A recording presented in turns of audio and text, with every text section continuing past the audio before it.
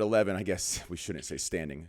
Laying down at 4'11", pretty much the same thing. That's all I have. Welcome, Big Boss Bose. Yay! Hi. Hello. Hey. Oh. Hello. Nobody Hello. claps. Hello. Oh, I'll be clapping for all of you, but you don't have to clap for me. That's okay. That's okay. First- I did a quiet clap. You Yeah. did. Thank you so much. I appreciate you, Dakota. Hello. I got you. Wait, you'll be clapping for everyone? Is that another spinner joke or? I'm No, just kidding. it's a no. No. Who To the- claps during sex? That'll be a 3-day. Okay, to the right of Big Boss Bose, Fortnite professional player. Stop. I was a content creator, bro. Same thing. Fortnite professional player, standing at 6'9", glasses, beard, big cock. Welcome, Dakotas. Double chin. It's all good. We all got one of those. Welcome, brother. DK. DK. You know, it's crazy. Every time I go to my DMs to search for Dr. K or DK, I always mix you two up. Hey, you might as well be a doctor. I'm definitely I'm not way a worse doctor. at Fortnite though. Are you still Same. good at Fortnite, DK? Not really, no. Yeah, cool. People are so advanced in that game, bro. It's insane. Yeah, it's You know? the fucking kids, man. Goddamn Yeah. kids. Dance against the kids. Yeah. It's just hard, you know. I'm in my Fuck them 30s, you know what I'm kids, saying? yeah. To the right, just kidding, Dr. K. To the right of Dakotas, co-host, co-producer of the Scuffed podcast, which really, what it means, he's my friend. Welcome, standing at 6'9", and that's his cock size, not his height. Welcome, Devin Nash. Thank you. It's an honor to be here. I appreciate you having me back. Thanks, man. Hope you're doing well. Hope you're doing well as well. Guys, don't forget, in chat, you can type !nonprofit or shit. Donate. Point shit. Everyone will do that now. Yep, that's gonna get. Might as well change it now. Yeah, might as well have it go to the actual link. Fuck. Anyways, It's all good. top right corner, our special guest for tonight. It is a pleasure to have him here. Absolutely amazing. And I don't want to get too weird, but I'm sure he's got a big cock too. Welcome. Just he's on tonight on the Scuff podcast. We're gonna be doing a little mental health awareness, and he has this amazing foundation that I'm sure he'll talk about here after the introduction. Please, guys, !nonprofit in chat or !donate. To contribute and help. And like I said before, the only two places you should ever spend your money is on this foundation or on me. And that's it. Welcome, Dr. K. Thanks a lot, Train. And thank you to everyone for having us on today. I really appreciate the opportunity. Good to No see you problem. back, man. Yeah, good to see you back. It's nice to be back. Yeah, Been almost it a is. year, right? It's been a while, Yeah. yeah. Yeah. Have you guys noticed Devin's got a little pep to his step? He's got that little cocky edge on his talk now, and now that his cock sizes out. I like that. I like this, Devin. I like this a lot. Dude, thanks, man. I'm feeling. The ego's out of control, though. It Yeah, is. It we're is. feeling Mo. Thrilled It for you, really Devin. is. It's too far. I fucking We love gotta this pull Mo back. guy. Dr. K, if you never met Mo, you're gonna love this guy. This guy is absolutely. I gotta sleep in like a couple hours though, so It's okay. we're This not- Mo guy is we'll have to absolutely meet another phenomenal. time. If Mo there is is, always Yeah, there to. I'm actually pull me looking back. forward to getting to know everyone. It sounds like this is an awesome group of people. yeah, It's a no, real all gallery for for sure. this Can we bottom keep left this Mo about me, guy is. please? I mean, see, there's two Mo's here. There's a Mo below you, or for me, it's below you. You'll see on stream in a second here. He's a League of Legends professional, and then we have the other Mo that's a CS:GO professional, Counter Strike, and the Counter Strike Mo is just. He's. So wait, what's wrong with the League of Legends, Mo? He's a What? no- Wait, what the fuck? There's nothing wrong with him. I'm saying Hey, he's a normal, good human being. You're just so you're just level or what? you're one of those friends that I just want to kill you because I like you so much. You know? What the fuck? What the hell? That's like the fingers. Dr. K.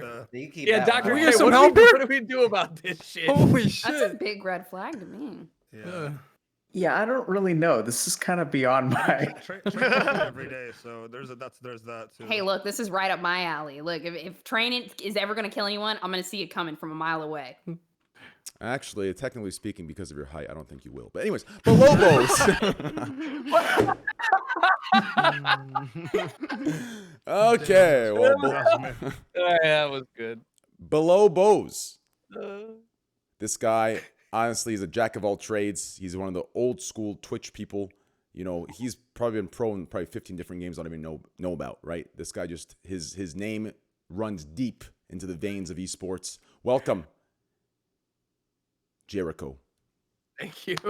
Good to be back, guys. Thanks for having me, bud. Yeah, no problem, pal. Is that it? Is this the end of the podcast? Well, anyway, thanks, guys. I appreciate it. How do you follow that? He's like, "No problem, pal," and that's it. It ends. I wanted to enjoy that. It was really good. To the right of Jericho, we've already heard a little bit from her and what it's like in Sweden. Apparently, all men have 8-inch cock average size cocks. And we're all fucking small guys, but it's okay. Welcome. And I'm never going to Sweden. Goddamn right. It's not We crazy. do like Americans though, so don't worry. Why is that? I don't know. I don't know. It's exotic. Really?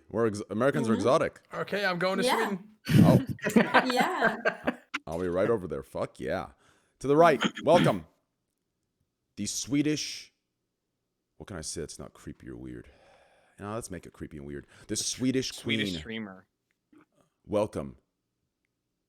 The beautiful KANDYLAND. Can I get some claps there? That was awkward, okay? I didn't know if you were I done or didn't know not, what you were bro. gonna say. We didn't know if you wanted to Your clap for that. pacing It's is not all my over the fault that place you're tonight. adjusting captions while you're Yeah, your announcing. pacing is all over the place tonight, I feel man. like you're Figure doing it out. something. I thought I was lagging for a second. No. Hey, No, everybody. everybody's nervous. Hi. Bro, these emotes with the eyes popping out, people are like, holy fuck, she's bad. I love this because they're all playing along with what I said. Okay, anyways, to the right. See, now it's fucked up because now, like, I can't. Yeah, now, to the right of KANDYLAND, business. No, that's not. I don't like business. Forbes 30 To the right. under 30. Forbes 30 under 30, and we're not talking about cock size. Welcome, entrepreneur, business owner, CEO, president, CCO, CPO, C3O. C3PO. The beautiful Queen Lena. These intros are always the weirdest part of the podcast. That's the way it But goes. thank you for having me. No problem. Her lawyer probably told her to say that just to, just in case. No, her lawyer told her not to get on the podcast. True. That's pretty true. I have to give you that one. To the right of Lena, we have a degenerate. And by that, I don't mean gambler. I mean League of Legends player. Welcome. Only thing worse than gambling. Yep. No. And Yeah, it's worse. You're right. To the right, League of Legends professional for all teams. He's played for all of them, and each year that he was on each, they all won the LCS. It was actually he's the first guy to have 8 rings on his fingers. Absolutely amazing. All 4 of each hand have a finger except for the thumb, but the thumb isn't a finger, so it doesn't matter. Welcome, Yasuo. Thank you so much. Appreciate that. The thumb isn't a finger, right? It I don't is. know. Of course. I don't know. We have a doctor. We have a doctor. Dr. K, is the thumb a finger? Yes. No, I don't think it is. Hold on. Is a Oh, thumb? Dr. K. No way you're gonna look a doctor in the face Do you and say need a Oh, medical here we go. doctor? Here we go. You say you have 10 A fingers. thumb. Wait. A thumb is a digit, and technically is not a finger. I just got schooled. Hey, I guess. I know this kind of stuff. Then what is it? What kind of? He's a digit. What kind of fucking doctor It's are you? because so many people don't make the distinction between thumbs and other digits, so the other fingers, right? Like, so people just don't really know that. But What's Tyler's another like, digit? I got 9 fingers and 1 digit. Like, It what says the it's fuck? because it has 2 phalanges rather than 3. What the hell is a phalange? Ah, that's a good point. Exactly. So you actually have 2 joints, right? So this is a joint and this is a joint, but your thumb only has 1 joint. Oh. He Right. brought it back. That's crazy. He brought it back. Dr. K, Right? I 'Cause think it's if you called look at it, phalange, the not a finger, joint. huh? I think it's called phalange, not a joint. Please use the scientific term He said phalange. Or, I don't Okay. know if that's a scientific term. we'll allow this one to pass. That's interesting. I never realized that. Learn something new every day. hey, don't worry, I Yeah, got you. I right? got Yeah, you. I- Trent's technically, low-key smart, huh? Technically, I was pre-med before I got Looks like accepted you to should law have gone to school. Brown. Yeah. Train. We're all free men. Train, every one of us here on this podcast is free men. Yep. I don't know I'm what that means. premeditated. Below Candyland, diagonal of Jericho and diagonal of Lena, 30 under 30. Welcome. A good friend, a good man, a good father, Ooh. a good guy, good in bed, good dick size, good husband. Oh wow. Welcome. Well, I'm Mo tearing up here. TV. Damn, why don't I get an introduction like that? Damn. No, that's the best one he's ever said about me. I'm gonna start hitting the casinos with you. It's only 30 podcasts in, and he finally gave me a good one, huh? Yep, 34 episodes in, you got the good one, baby. I mean, listen, what husband buys their wife an exotic, nice car and flies to a different state just to pick it up for her? No, same state, but I'm not flying anymore. I'm driving my car because I sold my car now too. You sold your McLaren for $230K. I saw that. Yeah. What was I the had full to. price? What full price of what I bought it? Oh, Yeah. dude, I don't want to say. But My out the door price was terrible. But if you could still sell it after depreciation, if you could still sell for 228,000, Yeah, that that's all right. means you must have, yeah, it's all right. That means you must have bought it at like what 600K? No, what McLaren did- 400. 720S, 405 out the door with tax. I hate paying tax. But also so hot. Tax, that is. It was totally worth it. Yeah, Don't let anybody tell you otherwise. Listen, the car. I never look at cars as investments. I enjoy them. I drive them. They use them. But now it's time for like. I think with COVID, I didn't drive it. I think I drove it maybe twice the whole year, maybe 3 times. So I was like, it's just sitting there, collecting dust. Might as well sell it right now. And surprisingly, the prices of cars has gone up like 20-30%. So my McLaren it was about 200 like 6 months ago. It's 230 now. So I said, fuck it. Why not? I mean, I'm surprised you retain half the value. Like, how do you buy it for 420 sell for 230? I mean, exotics for an exotic, it's not that sick. It should have retained. If I bought another car, I could have bought another car for the same price and had it actually go up in value at the time. Mo, I hate to be that guy, but bro, like I've been seeing you popping off on gambling, and now you're selling your car, bro. Do we need an intervention? Do we need an intervention? Well, that's what I wanted to talk to Dr. K about. That's why I'm glad that Dr. K is here with me, Train, and the other Mo, because there's some problems we need to talk about, and we need to. You know, hey Mo. Well, yeah. Want to know what's even more of a coincidence? What? Dr. K is actually a addiction specialist. I know. I want to. That's why I know it's not a coincidence. This is meant to be. It is meant to be. Mo, now's the time we tell you this is an intervention. We You know have what's funny? I'm gambling 8 right of now. our Mo, share your screen. Mo, share your screen. No, I'm live. Share your. Hey, we're not talking about porn addictions, bro. Yeah. Oh yeah. Oh no, that's another thing I wanted to talk to Dr. K about, but that's for a different time. Oh, fucking Mo. This guy's just so cute. I can't explain it. Anyway, so Dr. K, why don't you start off by, talking about the foundation a little bit. And Lena, why don't you, I can hear you smashing your keys playing sorry. Valorant. It's okay. You can play Valorant. I'm gaming too. I'm not even paying attention to my own podcast. You're good. Like, that's okay. Just, lower the Turn gain it on- down. Turn it down, woman. I'm just kidding. Okay.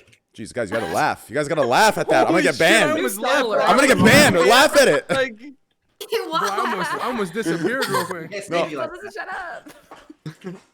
No, Lena, you're good. Yeah, so Trust me, you can with that play whatever comment- you want. But yeah, go ahead. yeah, thanks for the option to intro, especially with that lead-in, Train. That was really fantastic. No problem. So we started Healthy Gamer, like I guess for those of y'all that don't know, like, so I'm a psychiatrist. I'm an addiction psychiatrist, and like what I really found was that there are a lot of changing mental health needs, and that like basically like the leaders in the field of psychiatry are not really in touch with like the digital generation. So I started streaming on Twitch and stuff. And then we actually did like a big fundraiser in May last year to kickstart our coaching program. And, a lot of people actually raised like really good concerns, like, where is this money going? Like, what's the transparency, stuff like that. That really wasn't an issue last year, but I think that one of the things that we want to really do is sort of separate out, what exactly is charitable. So we started actually like the Healthy Gamer Foundation. So this is where we do have a sort of a charitable mission at Healthy Gamer, because like a lot of people that we help are, kind of, can't afford mental health services. So we try to offer what we can. We offer a lot of free coaching services. We've probably helped 500 or so clients, I can imagine. We're going to be putting out an impact report where we do sort of share everything that we've done for people in 65 countries now. So we've had clients across 65 countries. And so the foundation is really devoted so that like anyone who wants to donate, like it's very clear that they're like who they're donating to. It's a 501c3, has a charitable mission to basically help broke-ass gamers who can't afford help. And then the second thing that's big about the foundation that we've been sort of, kind of funding ourselves is research that the NIH doesn't seem to care about. So we have a research project going on about like how someone becomes an incel. Like I think that's really, really important. If you look at 30% of published studies on research on incels, they actually have to do with mass shooters. So like, sure, that's a really important, topic to discuss. But the truth is that, for every mass shooter that we see, there are actually like hundreds, if not thousands of incels who, may be struggling or whatever. And we don't really understand how they become mass shooters and stuff. But, it's our belief at Healthy Gamer that, we need to we need to understand people and like alter their trajectory. And so we have a lot of other research projects, which I'm pretty stoked about. One is like, there's a lot of research on video game addiction. But something that we don't research is like the positive effects of video gaming. So we're developing actually like a validated instrument that aims to quantify video game addiction, but also tries to quantify the positive effects of gaming, right? Because gaming isn't all bad. Can you expand on what that would do? Because like that's a really hard thing to quantify. Like when does somebody become addicted to Fortnite? Right?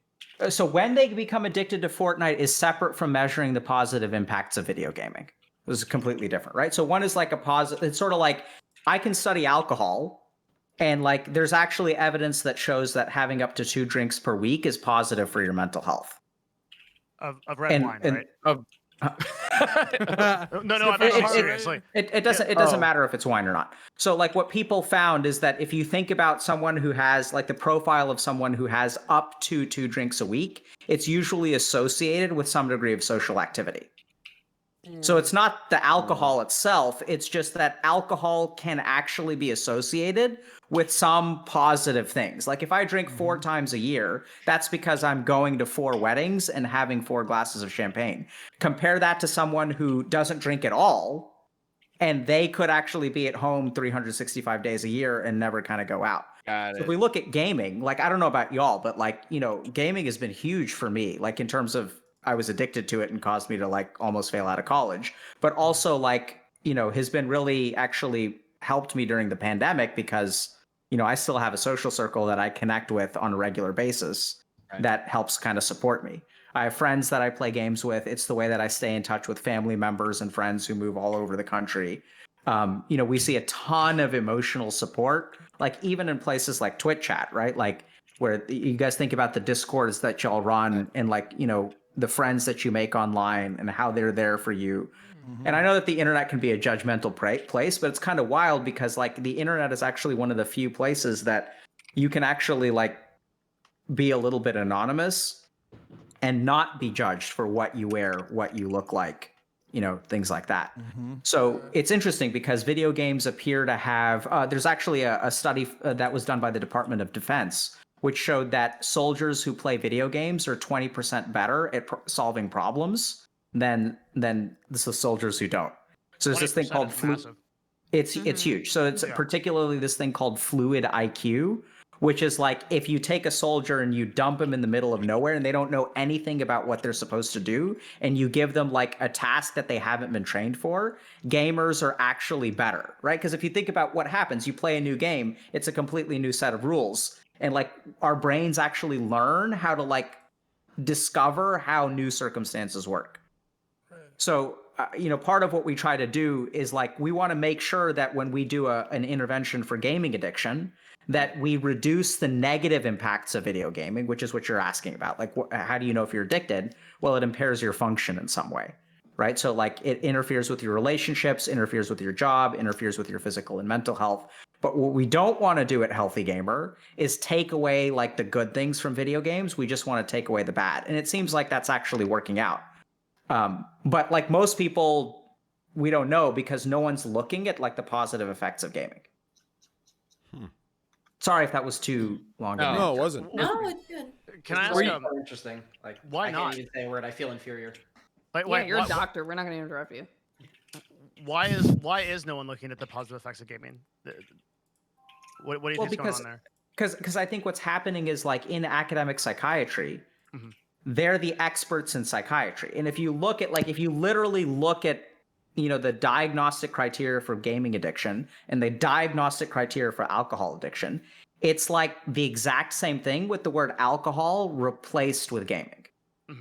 Okay. And so what I think the problem is that people don't recognize that like social media, gaming, the internet, and who we are is fundamentally different.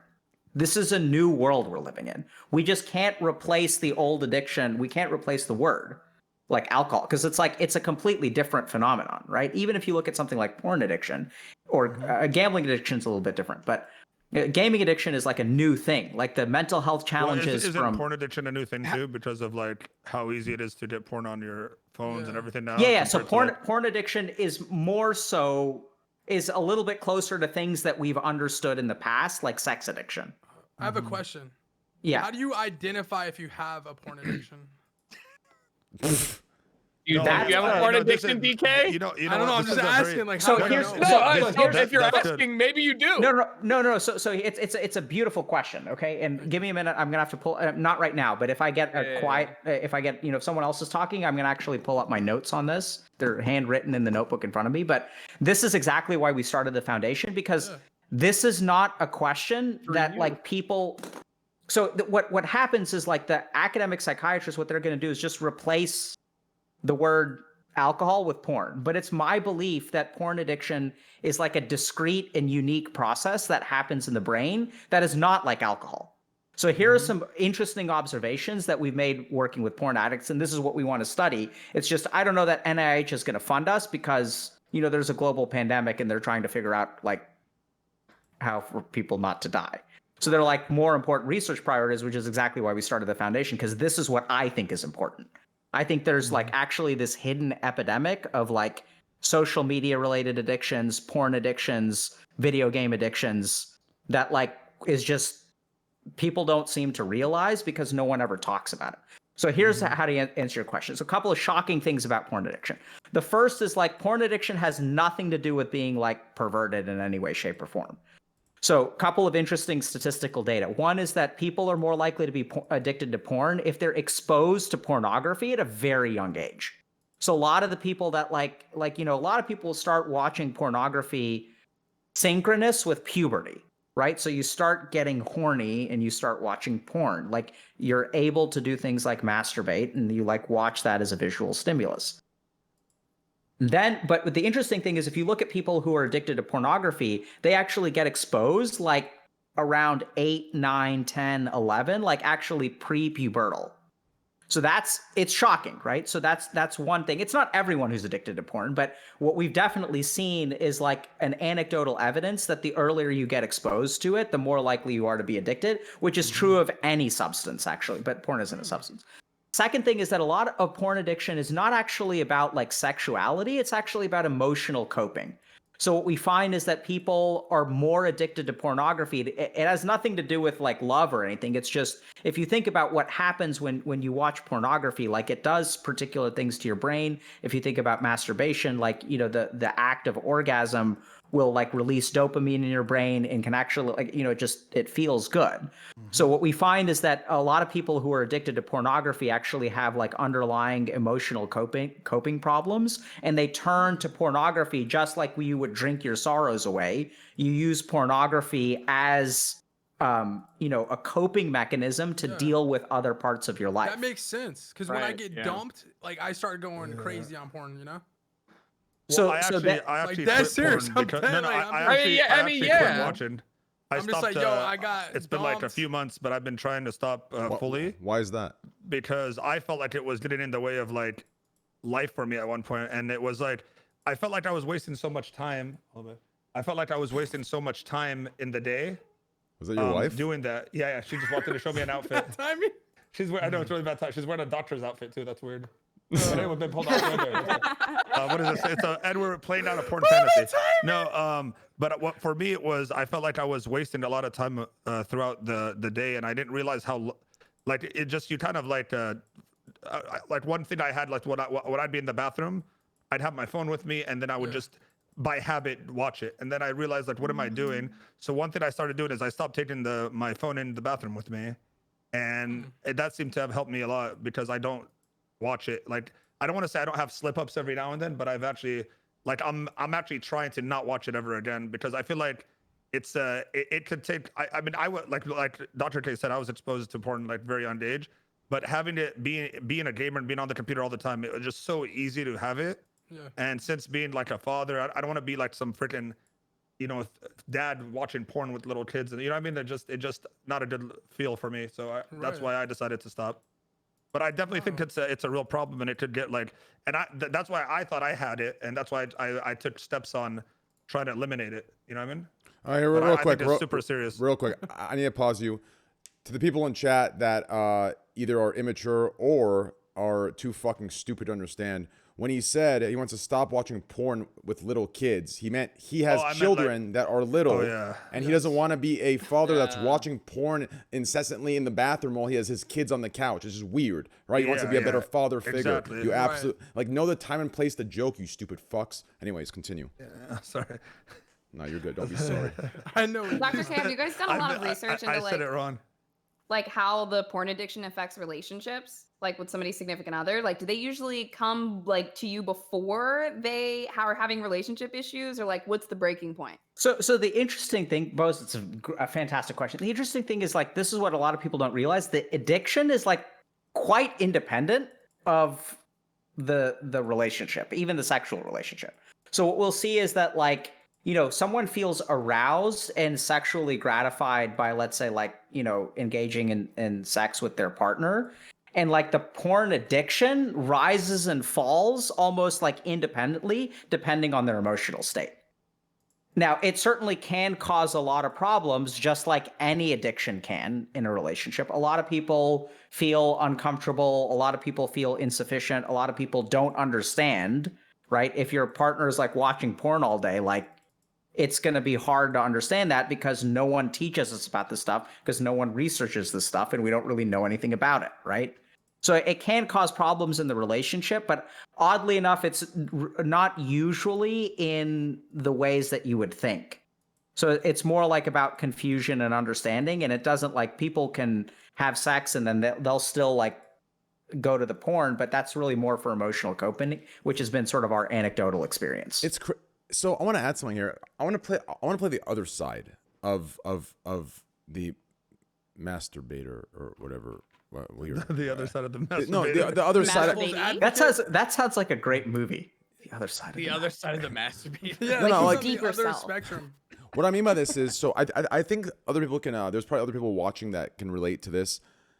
I don't know if I'm just like an outsider of a man, or if there's other people that are like this, but just, they don't speak up. But there's two things I've noticed that most men do when they talk about it. And it follows like defecating and masturbating, right? These are things that they do, and they spend long periods of time on. And I've never understood that. If I have to go to the bathroom, take a shit, I'm 1 minute in, 1 minute out. It's quick, simple, done, finished. No, these guys are spending 45 minutes in there. 1 minute? And then this masturbating thing that we're talking about, I can't even understand how you can watch porn for hours, and then how long is it taking you to jerk off? Like, that should just take 10 seconds. A quick little buzz, get the fuck out of there. 1 minute I to take a shit, I bro? used to scroll, and I used to You pick need a lot like, of fiber. See, Bust my, quick my, nut thing, dip. my thing used to be I would scroll, and I'd pick like 15 videos, and then I'd go like one by one, or a little bit here and there, test it out, see what's going on, see the vibe of each video, stuff like that. So before I knew it, 30 minutes goes by like this. So what you have, Train, is I envy that. Well, that's what I have. You're able to be in and out. Well, what you have for masturbating, I have for gambling. Yeah, that could be it too. Well, Mo has both. There. Mo, No.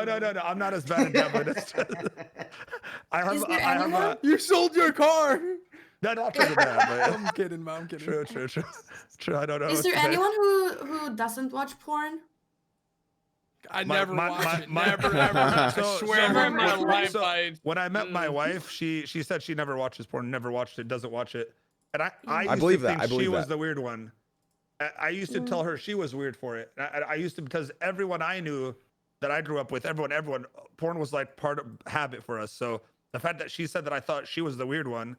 But as I've been with her longer, I realized like maybe I'm the weird one for watching it so much, and that she's the actual normal one because she doesn't. I don't, you know what I mean? Yeah. If I typed P in my search bar right now, it would crash my computer. Dude, you're the Or letter X? P. No, X. You don't use it. You don't use incognito. Yeah, what do you Oh, yeah. search the Yeah. word? No, Well, I don't have he anyone. lives you know? alone, I'm yeah. solo, bro. Dr. Incognito's K- for You don't people even with other people. do it just in case. Like, what if like Nah. somebody comes over to your house and Or has to if use you're your on stream, computer? or if you're on stream by accident, you pull it Yeah. up.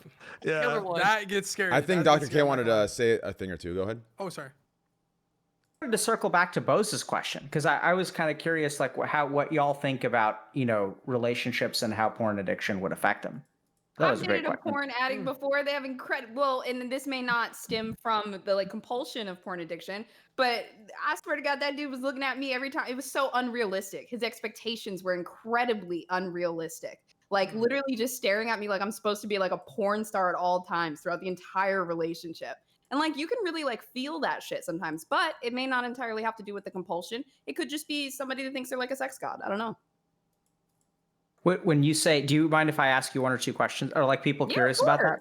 Like I'm so curious when you say he like the way he looked at you, like what does that have to do with him being addicted to porn? It was like he had this expectation that like, yeah, like I'm doing this for her, like I'm doing it real good for her, like in the pornos, like she's gonna react the same way that they do in the videos, and she's gonna be like, it was like very much that, and then like never Got it. ceased. Yeah. And then like, and yeah, it's just like, it's a really weird feeling. You feel like you're not a person. You feel like you're not emotionally connecting with them. You feel like they just want you to react the way that in all the videos that they've been watching. And so out of curiosity, when you think about him as a porn addict, what about him would you say made him qualify as a porn addict? Watching porn a lot, like regularly, like when he had spare time, like a random moment, it was like a little secret for him. It was kind of like a taboo, like didn't tell me about it until like 6 or 7 months in the relationship when like we had broken up, and like, and it was like, it was a big secret in the back end, you know, just like constantly like weird, like porn accounts on different sites, just constantly scrolling. And like the fetishes were getting deeper and deeper and deeper. And they were never something that like were discussed with me. It was just suddenly like, do you want to try this? And I'm like, where the fuck did you get this idea?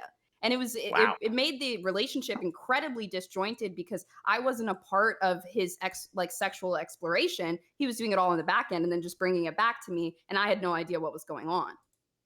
Sounds crazy. Yeah, Yeah, that's but my experience with the porn addict. I've heard the same thing about other people, but I've never dated someone who watched a lot of porn.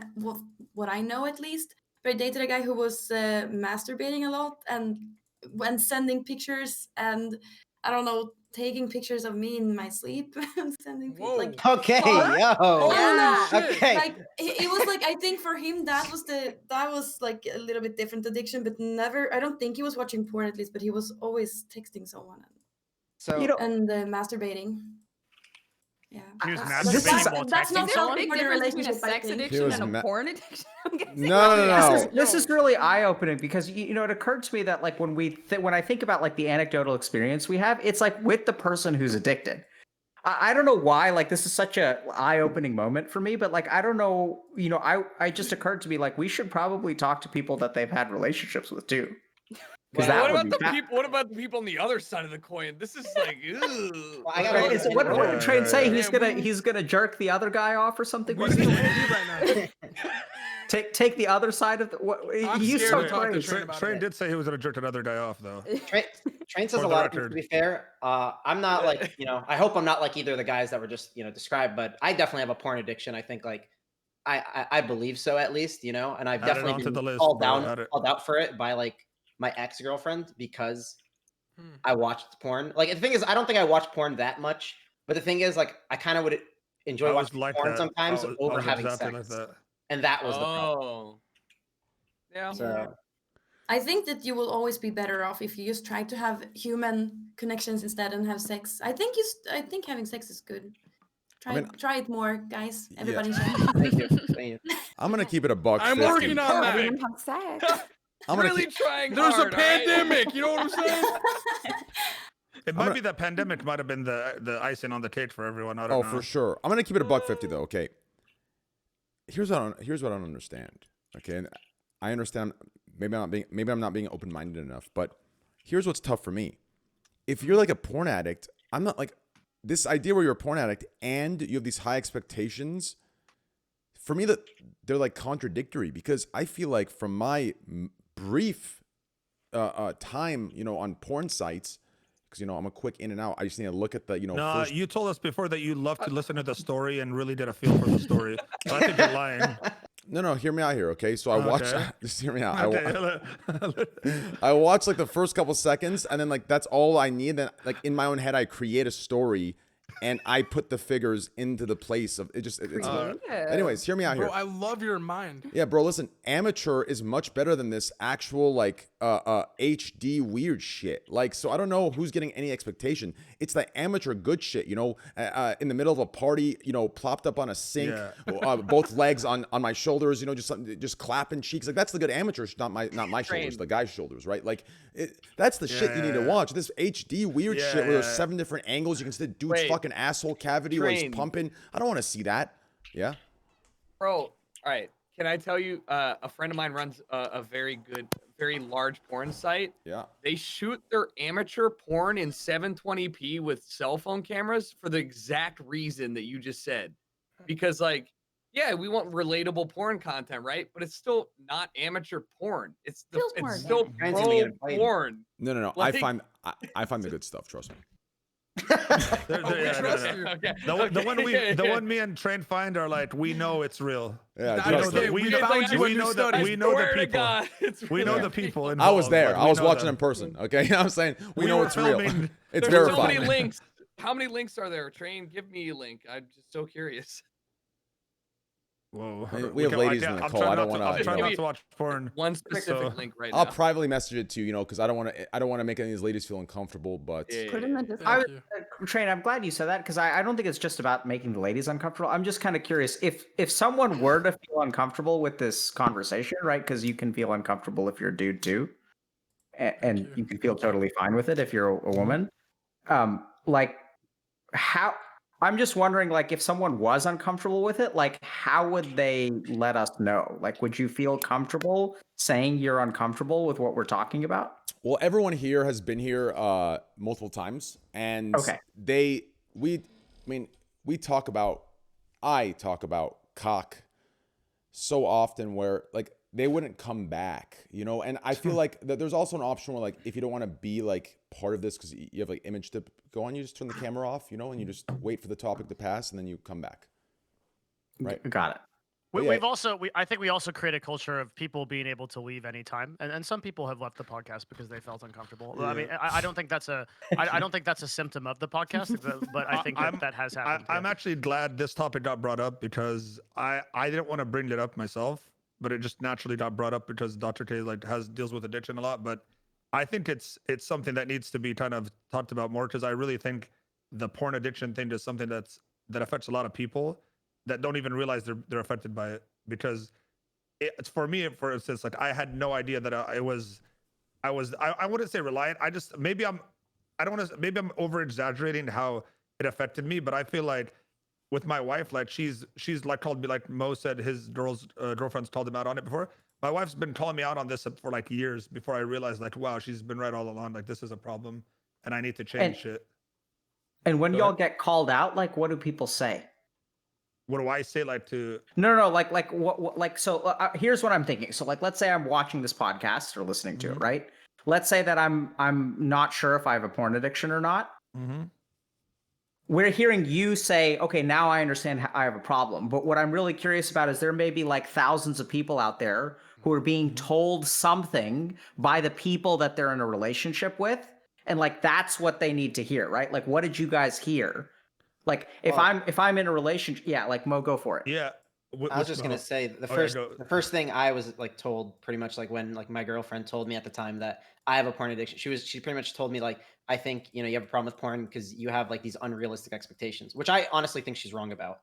Either way, I have my reasons, but that's what I heard, and I didn't really believe it at the time, to be honest with you. But over time, I think it's kind of clicked to me, and I actually watched a little bit of your episode that night with her about porn addiction. I think she caught your stream potentially. I'm not even gonna lie to you.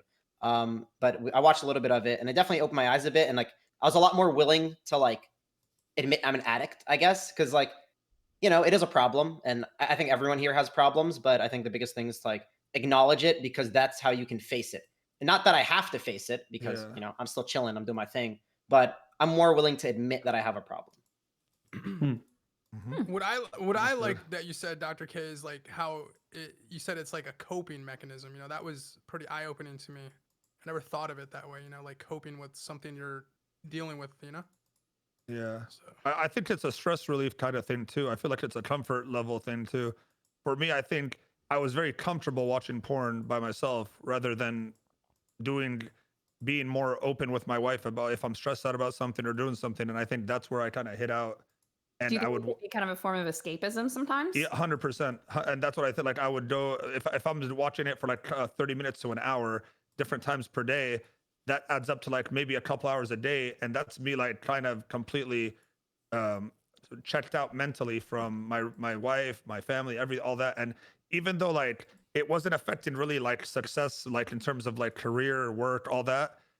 Even sex life, like my sex life, I wouldn't say was bad at all. We were still actively having sex, and it was great, but it was still there. And that's what's weird, like that it was just something I couldn't shake. And I knew I got more and more to the realization that I'm wasting so much time and all this, I started realizing that it is a problem. But there wasn't like my relationship wasn't dead, but my wife has always been kind of like she kind of did an ultimatum at one point. She's like, you got to start cutting down or I'm gonna go, like before. And that's what started me on the right track. And then I just think myself realizing, and her support's huge too, because it's hard to do it by yourself, I think.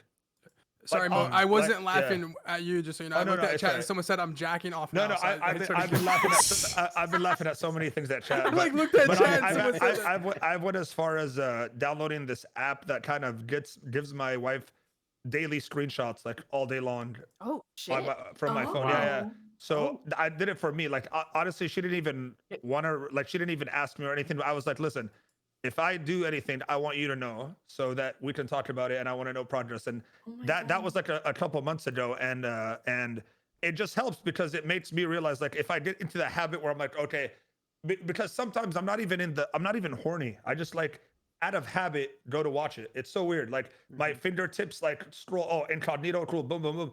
And I don't really do it on my computer. It's more on the phone. So I thought for me, like having the screenshot thing, I'm like, okay, at least if it happens, she'll know, and then she'll call me out on it right away, rather than it being a thing where like I do it for like months on end, and then she catches me one day, Right. That's why I asked you about the escapism aspect of it, because it's like so many people, they'll dive into like a movie or a TV show and you need to watch a couple episodes to get into it. But if you're in a state of extreme stress and suddenly you can just go over here, type in a website, and then just mentally be somewhere else for a while, and on top of that feel good, it's so easy to just do that, and it's difficult to say no. Wow. I'm gonna be honest with you guys.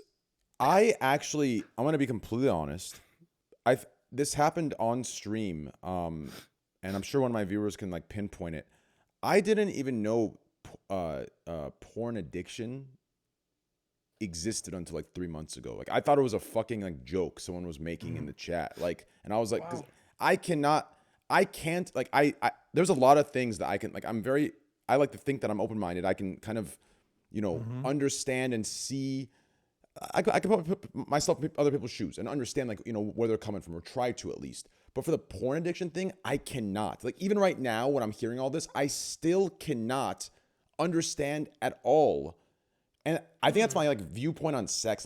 Like when I'm horny, I don't like it. Who I am, like who humans are when they're horny, I hate it. Myself, any human. It's Like, is it fun? Why? Yes, because it's this like primitive, like have you ever thought about this, Jericho? I want you to one day just open up a tab of porn, okay? I want you to watch 2 naked people fucking, and just listen. Okay. Don't be horny. Jerk off before, and then turn it on, look at it. Just realize there's 2 sacks of meat just in this. Just they're clapping against. Like it's just this. I can't explain it. It's fucking weird to me. It's I weird. get Dr. K can yeah, explain no, I Yeah. get the It's weird. I get why you would conceptually think that like 2 strangers having sex. No, and, not like, you getting strangers. any- No, not strangers. I'm talking about human. Listen, if you step back, okay, step back from that all. Just don't get me wrong, okay? I get down. You understand?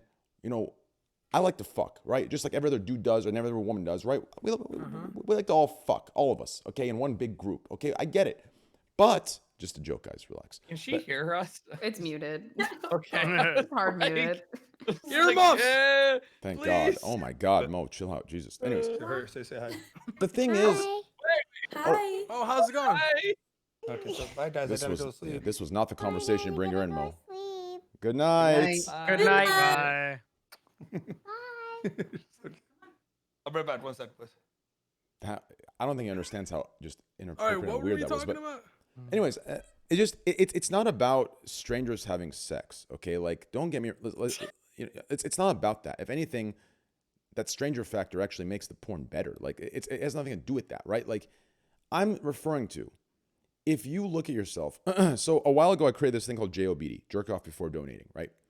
But after a thought Can it you was explain before- that? I haven't heard about this. Can you? I thought it was explain before what is that? doing. I thought it was before doing. Is No, it donating? it Because was that's before donating, yeah. So okay. a long time ago, I made this thing where it was JOBD, right? It was just like this. Back then, it was this wild, wild west on Twitch, right? Pretty much, you know, there was sex being sold, and there was dudes being sold to fantasy, and blah blah blah. And I'm like, listen, JOBD, if you still want to donate, you're donating actually for her and for her community, and you know, for her message, rather than this him. physical or him, whatever, right? Whatever the case, right? So JOBD came out, right? Jerk up for donating, and it, you know, the email's still there. And people started like connecting this with this. I think it's a Japanese like saying. Is it Japanese? I believe it's called something, but it's pretty much the clarity after you bust a nut. There's a word for it. Post-nut clarity? Oh, No. you're saying like when I come, I come No. to my senses. Yeah, there's no. Yeah. Yes, I know what post-nut clarity. No, there's an actual word for it that describes like something on a deeper level. I'm sure someone can Is find there a it. is there a medical term, Dr. K, for post nut clarity? Oh yeah, you know it's right here. This is the word for that I was referring to. It's Kenja Taimu here. I'll put it in Discord. Oh. So, and if Yo, yeah, my that's bad. all right. I can actually put it in Discord. I forgot I popped this out, so we're good to go. So what? But Are you? So- I don't understand how. Well, this, it's because I haven't finished, dickhead. So, so that's right there. So Wait, we're still on the same point? with yeah. Train? So Yeah. just give me a I left second. for like 20 minutes. Give us I a left for minute. like 20 The B minutes. train. Yeah, well, I had to stop We're coming to talking. the station. I had to stop talking when you brought your fucking 2-year-old daughter on your lap. Okay. No, that's not true. It's been like that was like 10 minutes ago. Okay, whatever. Hear me out. What I'm trying to say is, if you look at us when we're horny, any one of us, right? Is it fun? Sure. But if you like step back and look at it more objectively, it is just this just primitive, barbaric. It's I can't. It seems. I can't even explain it. It's a feeling I have. It's just it's disgusting almost. But don't get me wrong. I'm not like that. I'm not some like prude weird. Like I like I understand. I don't know. The point is, ask the question again. I lost my train of thought.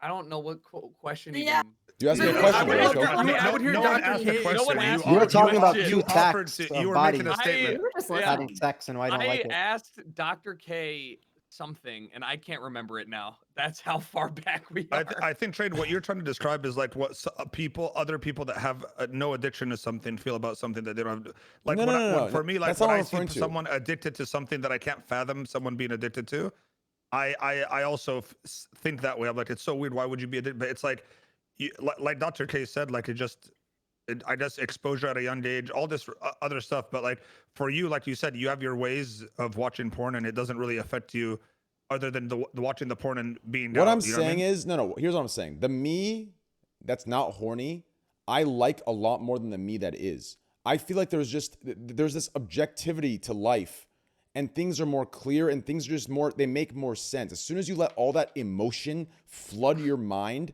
and like just alter your way of thought, I'm telling you, bro, it makes us fucking stupid. I'm telling you right now, if you actually like, 100%. if you step back, the non-horny you steps back and looks at the horny you will literally look at him in the most disgusting, shameful fucking way.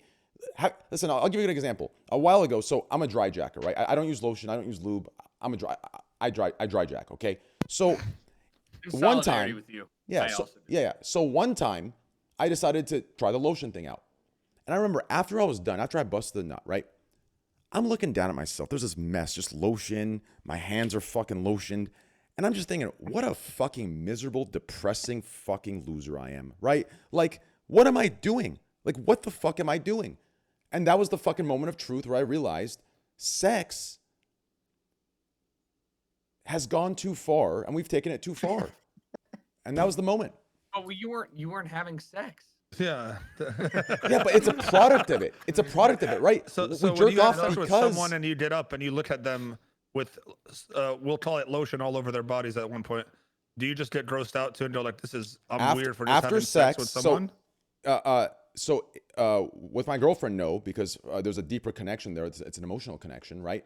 But if it's just a one-night stand, yeah, I actually, like, if I'm going to be honest with you, this is going to sound very fucked up. And people these days that see things black and white, they're going to automatically put this into the incel category. But these are just fucking no experience idiots. I'm going to be real. After I beat cheeks, on a one-night stand, yeah, I am disgusted. I'm like, I'm disgusted with myself. I'm looking over. I'm like, don't touch me. I don't want, like, I give her a water. I give her a quick sandwich. I'm like, all right, I got an Uber waiting downstairs for you. So it'll take you I home. called it. I scheduled it. I got you an Uber Black too. You know what I mean? I paid the extra $30, right? You're good. Leave, right? Like, it's just that simple. Because it's weird. It's fucking weird to me. Question, Dr. K, is there a pretty distinct difference between a sex addiction and a porn addiction? Because I feel like one's more like compulsion and like shame based, and one is more like physical. I'm horny. Let's fucking go, and then post nut clarity. Yeah. So yeah, I think there's a difference between porn addiction and sex addiction, at least with the people that I've worked with. Oddly enough, what I find in sex addiction, and I want to talk about Train's thing in a second, okay? So don't let me forget. But like, the thing about sex addiction is what I oftentimes find in people who are addicted to sex is actually that, like, there's also another need that's being met, which is more of an emotional void.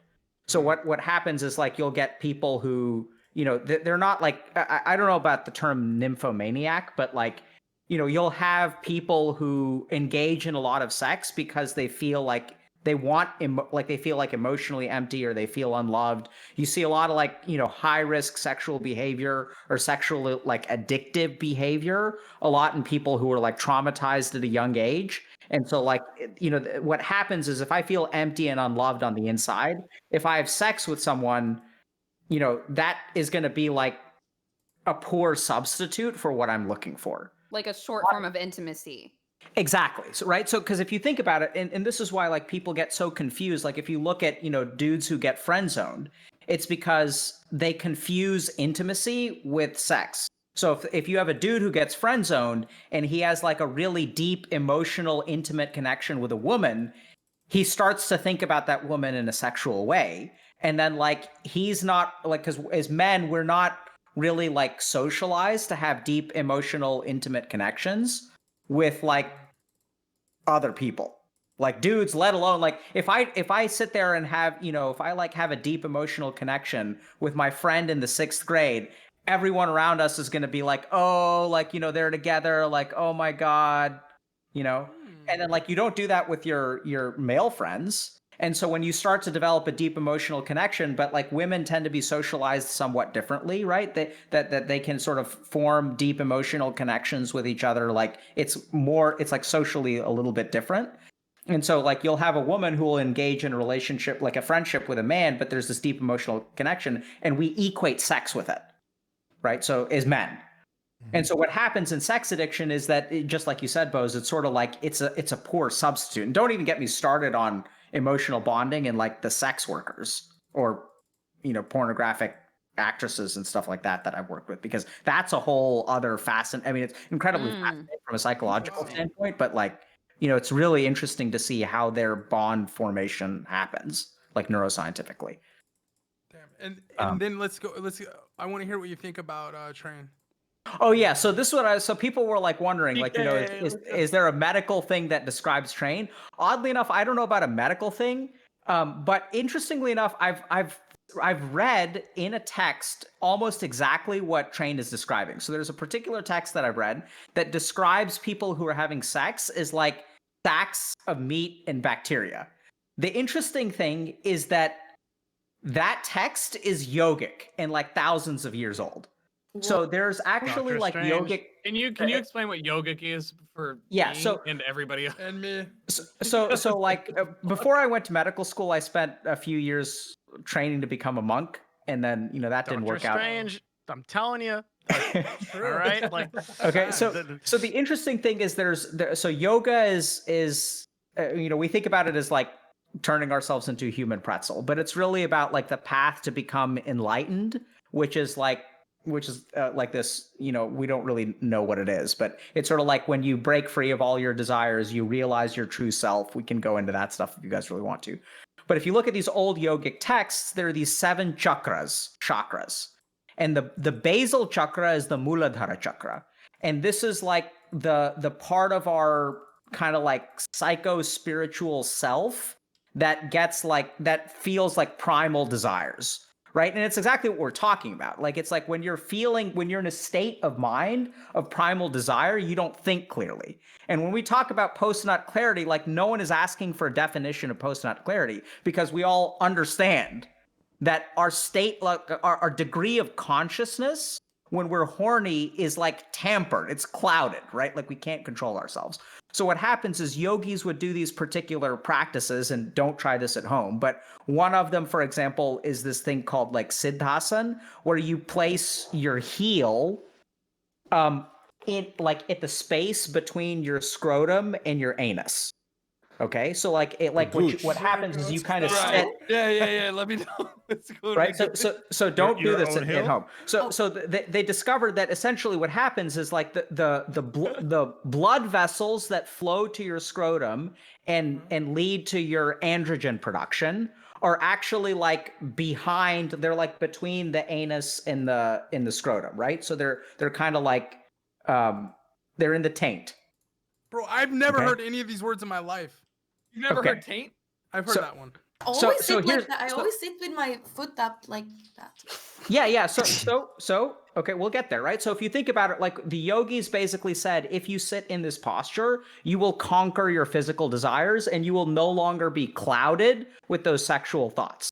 And the yogis that did these kinds of practices, when they talked about sex, they actually kind of described it the way that Train did, which is that if you really think about it, like, sex is actually a disgusting practice. Now, it turns out that there's a fascinating physiological reason for that, and that's because the blood vessels that travel to your scrotum are like situated there. And so if I put pressure on a set of blood vessels for many, many, many hours a day, what will it do to my scrotum? Restrict blood flow. It'll restrict blood flow, which means what'll happen? In theory, there will be less access to it, right? The body won't utilize it as much as it does before.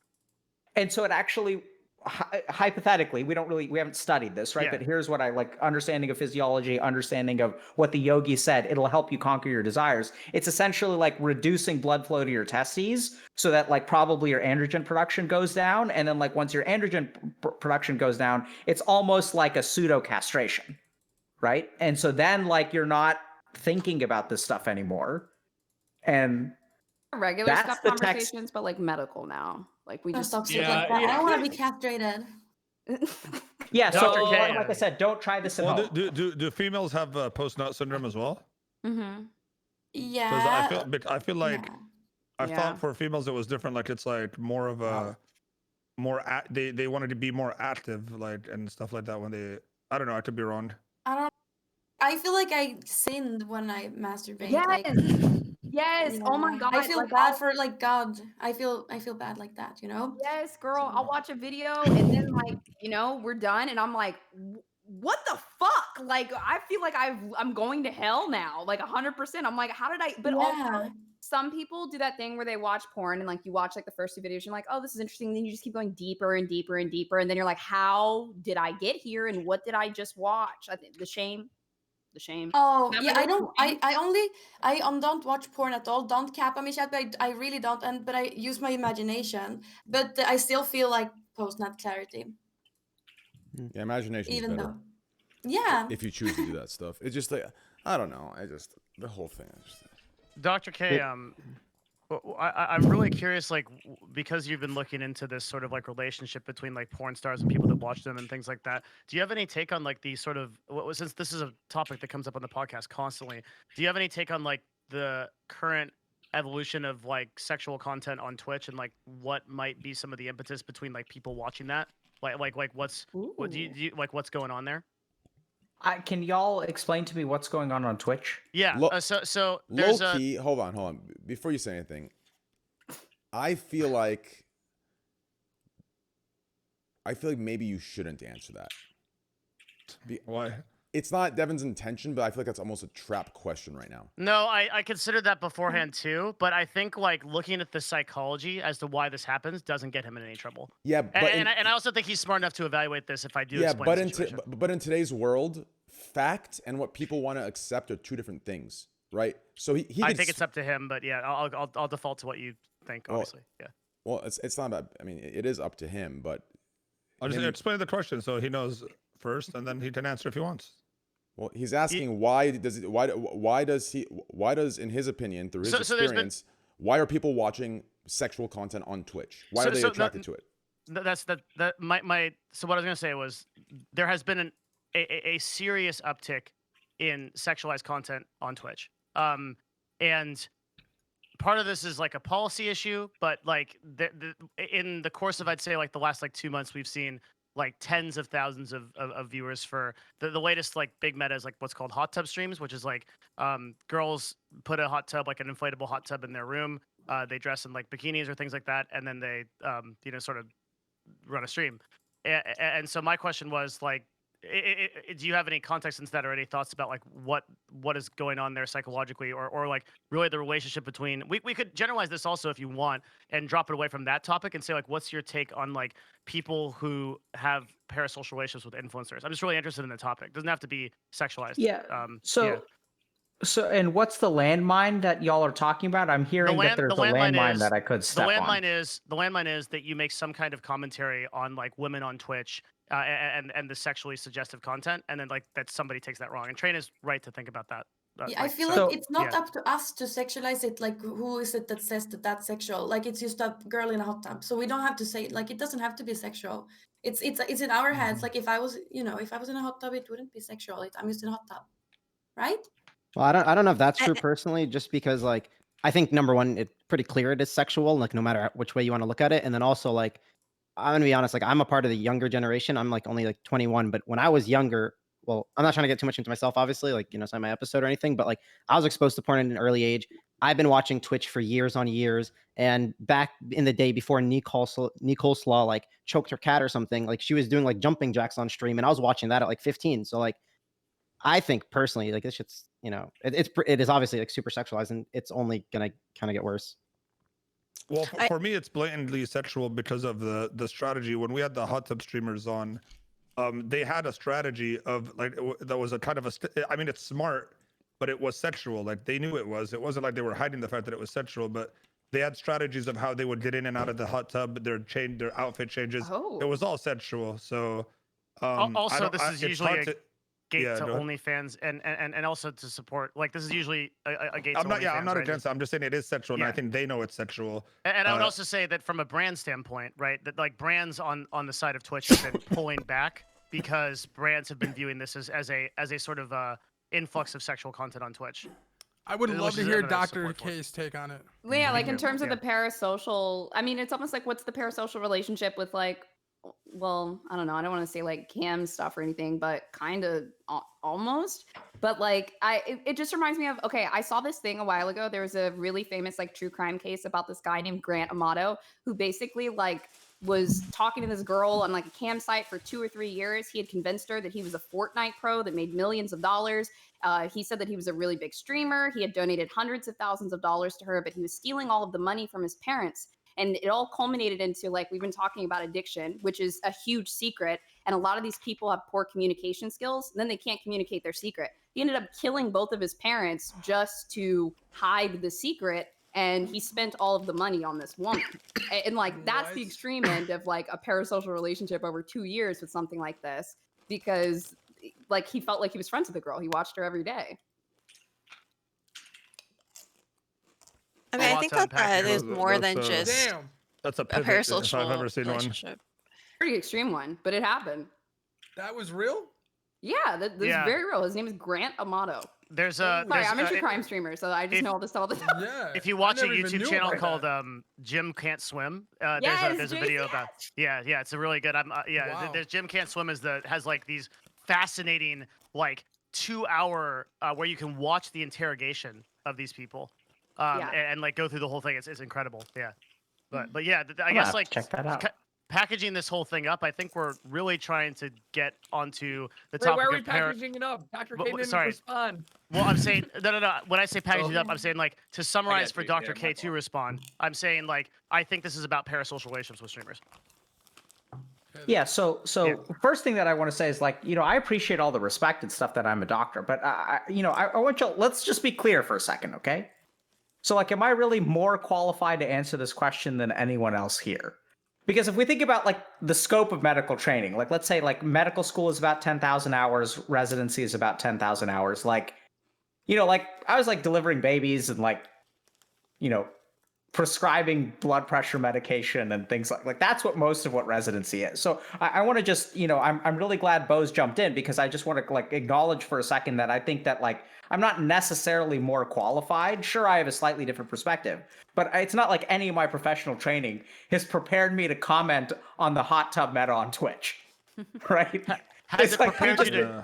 Has it prepared You you to just talk want a about doctor's parasocial view. relationships?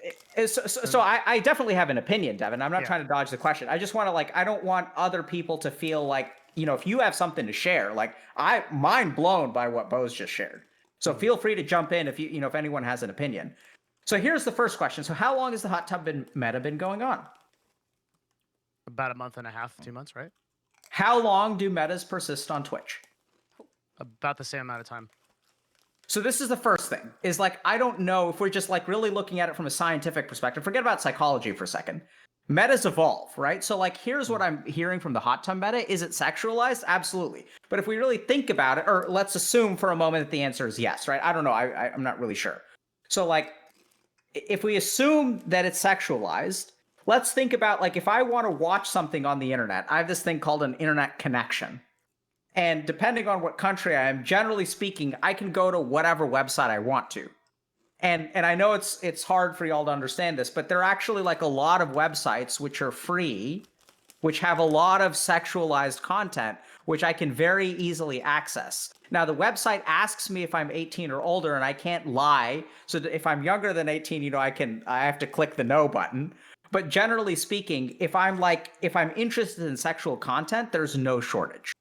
So why is this explosion happening on Twitch? Right? So like, this is where I think it could be with the sexualization is I'm sure it's a component, but there may be other things. Like this just could be the current meta, right? Like people want to be part of something, right? Like it's just the meta, and everybody's the doing meta it, so it's like evolves, and everyone's talking doing about it, and we're doing it. So I think if we think about the psychology, I think why people are watching it is because it's taboo, right? So like, Twitch is like full of people who want to push the boundary. So the reason that the meta is propagating is because a guy like DJ Wheat shows up, comments on it, and gets crucified. That's going to persist the hot tub meta. The shit show from that comment is going to get the Twitch trolls rolling in there, because I don't know if you guys get this, but like, everyone who watches the hot tub meta can actually watch the naked meta on a different website, but they are choosing to watch the sexualized, non-pornographic content. Is that because, like, I mean, dude, people in bikinis, like women in bikinis who are scantily clad, have been selling beer and can be found all over the internet. Why are people watching it on Twitch, I think there could be like other elements to it besides the sexualization. I can break And I it think down. a big part of that is the taboo and the boundary setting and like, oh, look what's going on that I can kind of be a part of. Right. Yeah. And there's certainly like something of a, you know, an arousal component, but like, I think they're, you know, I wonder if they're getting equally aroused by the fact that this is happening on Twitch. That's a good take, man. Here's my That's take. a good take. I love your brain. I have a take Yeah. after Train's take, or Very I have big. a question after Train's take. That's actually Here's- awesome. Yeah. Here's my take, okay? I think it's this simple. First, human ego. Okay?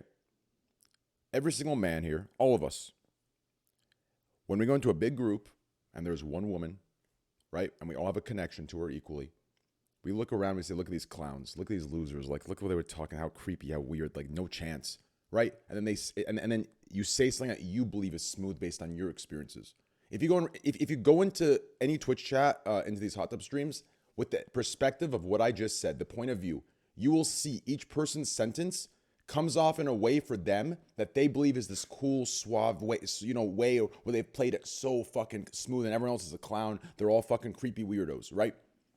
So this is one factor. You mix this in with direct connection, right? To the person to whom they see as a sexual object, which is fucked up, right? That's 2. 3, a standard thing, right? Could they get this interaction on other sites? Yes. But on other sites, the way we view other sites' women is as these untouchable individuals, right? They're probably fucking these good-looking guys. But in a gaming website, these are nerds. These are girls that we see them dating these, you know, overweight League of Legends pros. Shit. Oh my, I'm so sorry. Oh my He's god. he's not overweight, right? No, he's not overweight. I didn't mean him. Oh my god, that's so weird, right? Bad example, but you know what I mean, right? Wait, so I now, missed it. What happened? so she's dating. Train Saying called what's wrong him. with- He I called don't understand fat. what's wrong with dating an overweight League of Legends pro. There's nothing Why is wrong. that- Bro, what's wrong with bad Stop. people? No, here, League. there's Train fat shames a A lot. lot of Let's things. move no, on. Question. there's nothing wrong with it. But my point is that it's relatable to a gamer that's sitting at home that may feel insecure about their looks. When they hit the gaming world and they see these beautiful women dating men that they could relate to and that they feel like they look like versus the Manuel Ferreira of the world or the Johnny Sins that is a good-looking guy that's the Chad in fucking college, right? You see the girls he's fucking as untouchable. Whereas the girls a guy that you can be like, oh, this guy's a clown, but he's dating her. That means I can get her too, right? So now you have these 3 factors in the thing, right? You have the relatability, you know, if he can pull her, I can. You have this big room of people that are all together that you have justified, they're all clowns, and you have this direct connection with that you can pull her, they can't, right? And then the 4th thing that you add in there, okay, is exactly this. Are you ready? Yes. I Yes. actually, in explaining those tangents, I lost my train of thought. So I forgot the 4th. Can I? Wait, I have one thing to add Yeah, go before ahead. we Oh. move on. I think that intention absolutely matters, and there's obviously certain streamers that, you know, like I think it's totally okay for people to stream themselves at a beach wearing, you know, whatever bathing suit they want. It's very different from streaming yourself in a very suggestive pose, sexually suggestive pose, and doing sexually suggestive things. And I think the main issue that people kind of are confused by or have an issue with is the fact that it's honestly kind of cringe, right? It's like for the kids, right? So a lot of people now are letting their kids, you know, watch YouTube and letting their kids watch Twitch, but like for your kid to watch Minecraft streams and then get suggested or, you know, just click around and then be able to click onto a sexually suggestive stream on Twitch, I think that's the issue. I wouldn't have any issues with Twitch kind of putting an age gate and, you know, the kids can lie about it. That's totally true. But it's very different than like going to a separate website and looking up something on Pornhub versus, you know, this is some like 7-year-old's first experience to sexually suggestive content. And the other I was thing, gonna say something similar to that too. yeah, and the other thing that about I think the issue with Twitch's stance on it right now, personally, for what I believe, is you can totally say that streaming in a bikini is not sexually suggestive, and that's okay. But what happens when underage girls are doing the same things that hot tub streamers are doing, right? So what's to stop a 16-year-old girl who normally streams, Fortnite to start streaming hot tub streams in that manner? Because now all of a sudden people will have an issue with it. And I think that is that gray area that Twitch has not really Oh. addressed. Agreed. Lena, And I like so- how you haven't said anything till now, and you just dropped a mic, like boom. Just from an enforcement standpoint, just because this is like I'm on the side of this a lot, it's an extremely difficult rule to work with, right? Because let's look at the options, right? Well, you ban bikinis, unless it's an appropriate context, which is like the current ruling, but there's then you're up to this subjective, well, what is and what isn't. You ban them completely. Well, okay, no streaming at a beach or pool ever. That doesn't happen, right? Ban hot tubs. Okay, well, you go down the list. It's enforcement is a really, really difficult to parse through for this. Devin, can I be honest? Because you're stuck in a Just to add in, I feel like that's not even. I feel like that's not even. Sorry, I feel like that's not even what they're scared of, and this is so. I don't even care about the hot tub streams, surprisingly, with knowing, what I've fought for and stood for on Twitch in previous years. My thing has always been if you pull that double standard, shameless bullshit after you've played out the sexual card, then afterwards you hide behind the political pillars and you start calling people sexist, misogynists for saying, right? That's my thing. So I think that's what Twitch is actually scared of. I think Twitch is scared of, if they ban this thing, that all it takes is one or two people to make it about they got banned because sex work or whatever is being shit, right? As soon as someone takes it there, which there are people that even though they've admitted that it's sexual, as soon as it's gone, they will take that card because they can. And no one can think for themselves out here. They're all going to jump on and they're going to try and burn Twitch down. So Twitch is playing the liability card. Does that make any sense? That's my opinion, at least, right? Because I agree. Yeah, I think that that Twitch views this as leading to okay, maybe exclusively women start getting banned for this, and then it's a huge shit show just like that. Kevin, I totally do you agree. remember? Do you remember? Wasn't there a rule 3 to 5 years ago where no man could have his shirt off? Yeah, Yes. there was. Yeah. So why don't we just roll this bitch back and nobody can have their shirt on? I don't understand, bro. Roll this bitch. I don't get it. I remember What's the issue? Yeah. They I actually remember- have Run that it rule. back. Yeah, I remember a couple of years ago when they created a new TOS, and I heard everything about it because I was so worried that I was on the line or whatever, just because everybody's sexualizing me all the time. So I was worried. So I read everything about it, and the only thing they said is they said that you cannot show butt cheeks and you can't have too much cleavage or focus too much on your cleavage. But I feel like they just said fuck it to all that, because now there's I don't want to call anyone I out, got but banned for twerking on Twitch one time. You did? 8 years Did ago. you? Really? 8 years ago. They didn't like your twerked- twerk? I twerked a little too hard, and they were like, "This is against terms of service." But I was Bruh. fully clothed. I don't understand the What the problem. If I fuck? just had a kiddie pool, there would be no problem. But Get no. a ball can. I think it's really weird that they just said fuck it to those rules, because I don't think they've changed them since then. But I guess the problem is that who are They've we changed or they? No, who are they to say that it's sexual? Who are they to say it's sexual? you know what's crazy, Candy? I'm gonna keep it a buck. I'm gonna keep it a $1.50 with you, right? Mhm. I'm not sure how you are in your private life. It's none of my business. That's for you.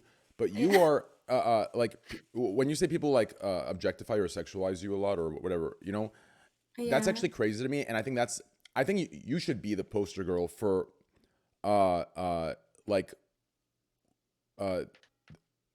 why it's wrong to do that, because I actually think, and people are gonna think this is a joke, but it's not. You're actually one of the most modest and classy girls that I know when it comes to and I'm not saying women need to behave like you're to be women, right? I'm talking about if you see yourself as a modest person.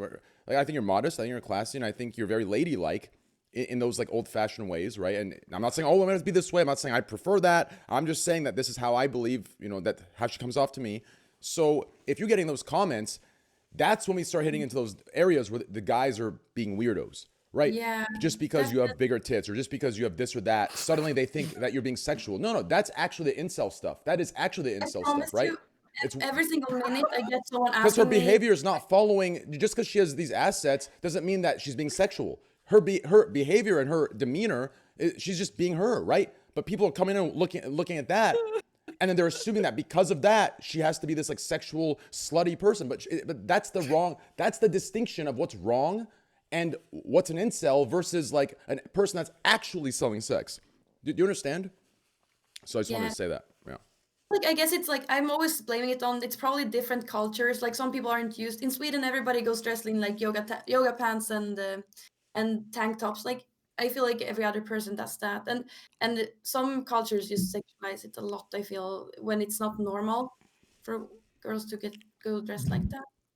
But yeah, it doesn't go a minute without someone asking me to do hot tub streams in my channel, and I've never ever done Same. anything like that. Wait, he Same. I doesn't get it a really- lot, honestly. Oh. I'm a big guy, you know, and people want to see me.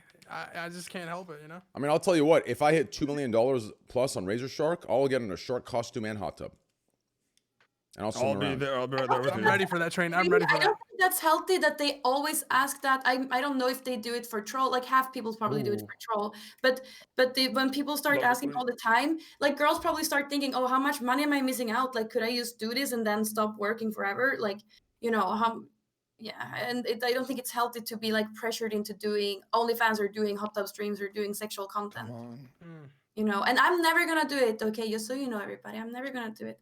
But it's hard to have it quite asked all the time.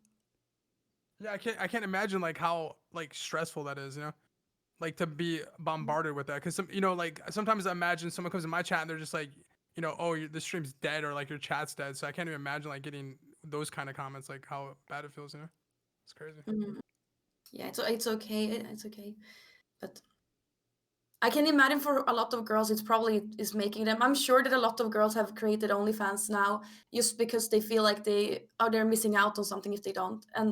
And I don't think it's healthy to just to give away your body like that for everybody. Like for some people, I think it's like it's what they like it and it's gonna be genuine and good. But for some people, I don't think it's healthy. I think that's a very like real thing, and I hate using terminology like real and fake, but I think that's very real. Like I think if you are actually into like expressing yourself, if you're into like seeing your body as art, then do OnlyFans, do it. But I think like if you're doing it straight for the money, you're gonna be in for a big surprise once you have the money that it was not worth, because like and I know that actually is a stance that can only be made from a position of privilege, but.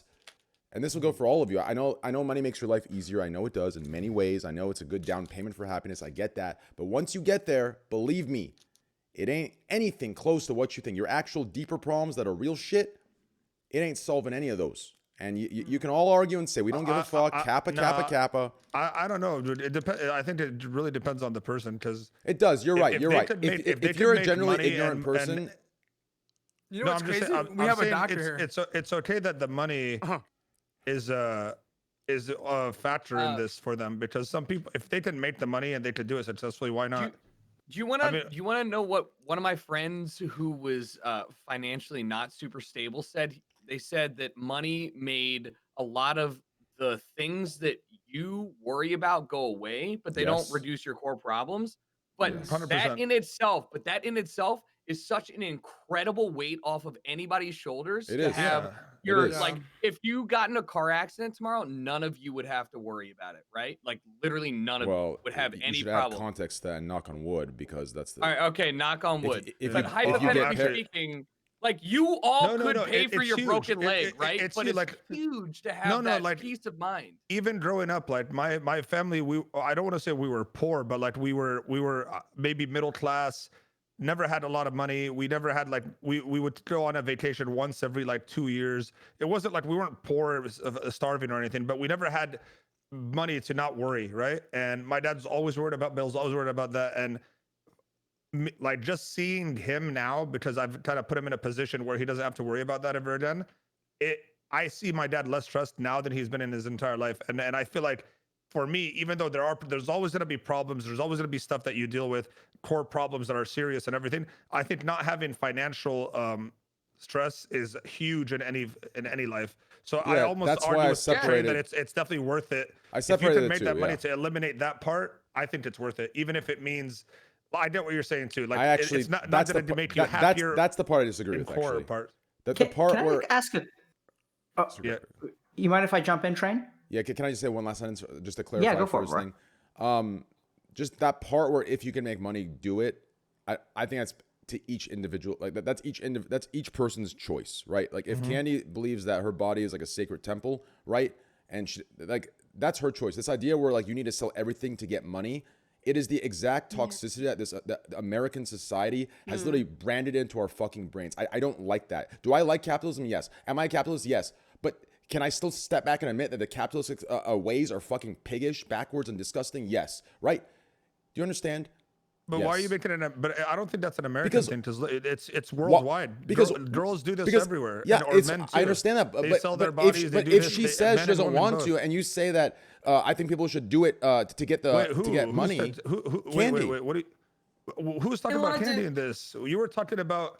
You were generalizing the whole thing. And No, I was talking to Candyland. It was a direct conversation with Candy. Oh no, I wasn't talking about that. I was talking in general. The person, if a person wants to do it, if someone doesn't want to do it, of course don't do it. Don't do it just because. If you're doing it solely that because of money and you don't want to do it, I don't think you should do it. If you Agreed. do want That's all I to do said. it and Yeah, make the then money, we and agree. enjoy Then we the agree. money- Some people Yeah, don't yeah, know yeah. though. Then we Like, I agree. mean, Yeah. there's so many girls on OnlyFans that are selling this dream, and then girls that are 18. Like Bad Baby is literally 18. The girl's a fucking millionaire. She's got like Billboard hits, and she started OnlyFans right at 18 because people sold her a dream. And there's a lot of Both, other how much people. money did she make though? $1 million in the first day. Yeah, but those guys that bought that, I'm not coming into that. Dr. K, go ahead. Yeah, that's a different story. But No, I mean that's actually exactly where I was going. So I'm curious. Like, so here we are talking about intention. Here we are talking about hot tub meta. Here we are, hypothesizing. I'm curious. Do any of y'all like have a sense of why the streamers who are producing the hot tub content that is sexualized, like, do they feel it's sexualized? Does anyone know like what they think and what motivates They them? were on this podcast 2 weeks ago, and they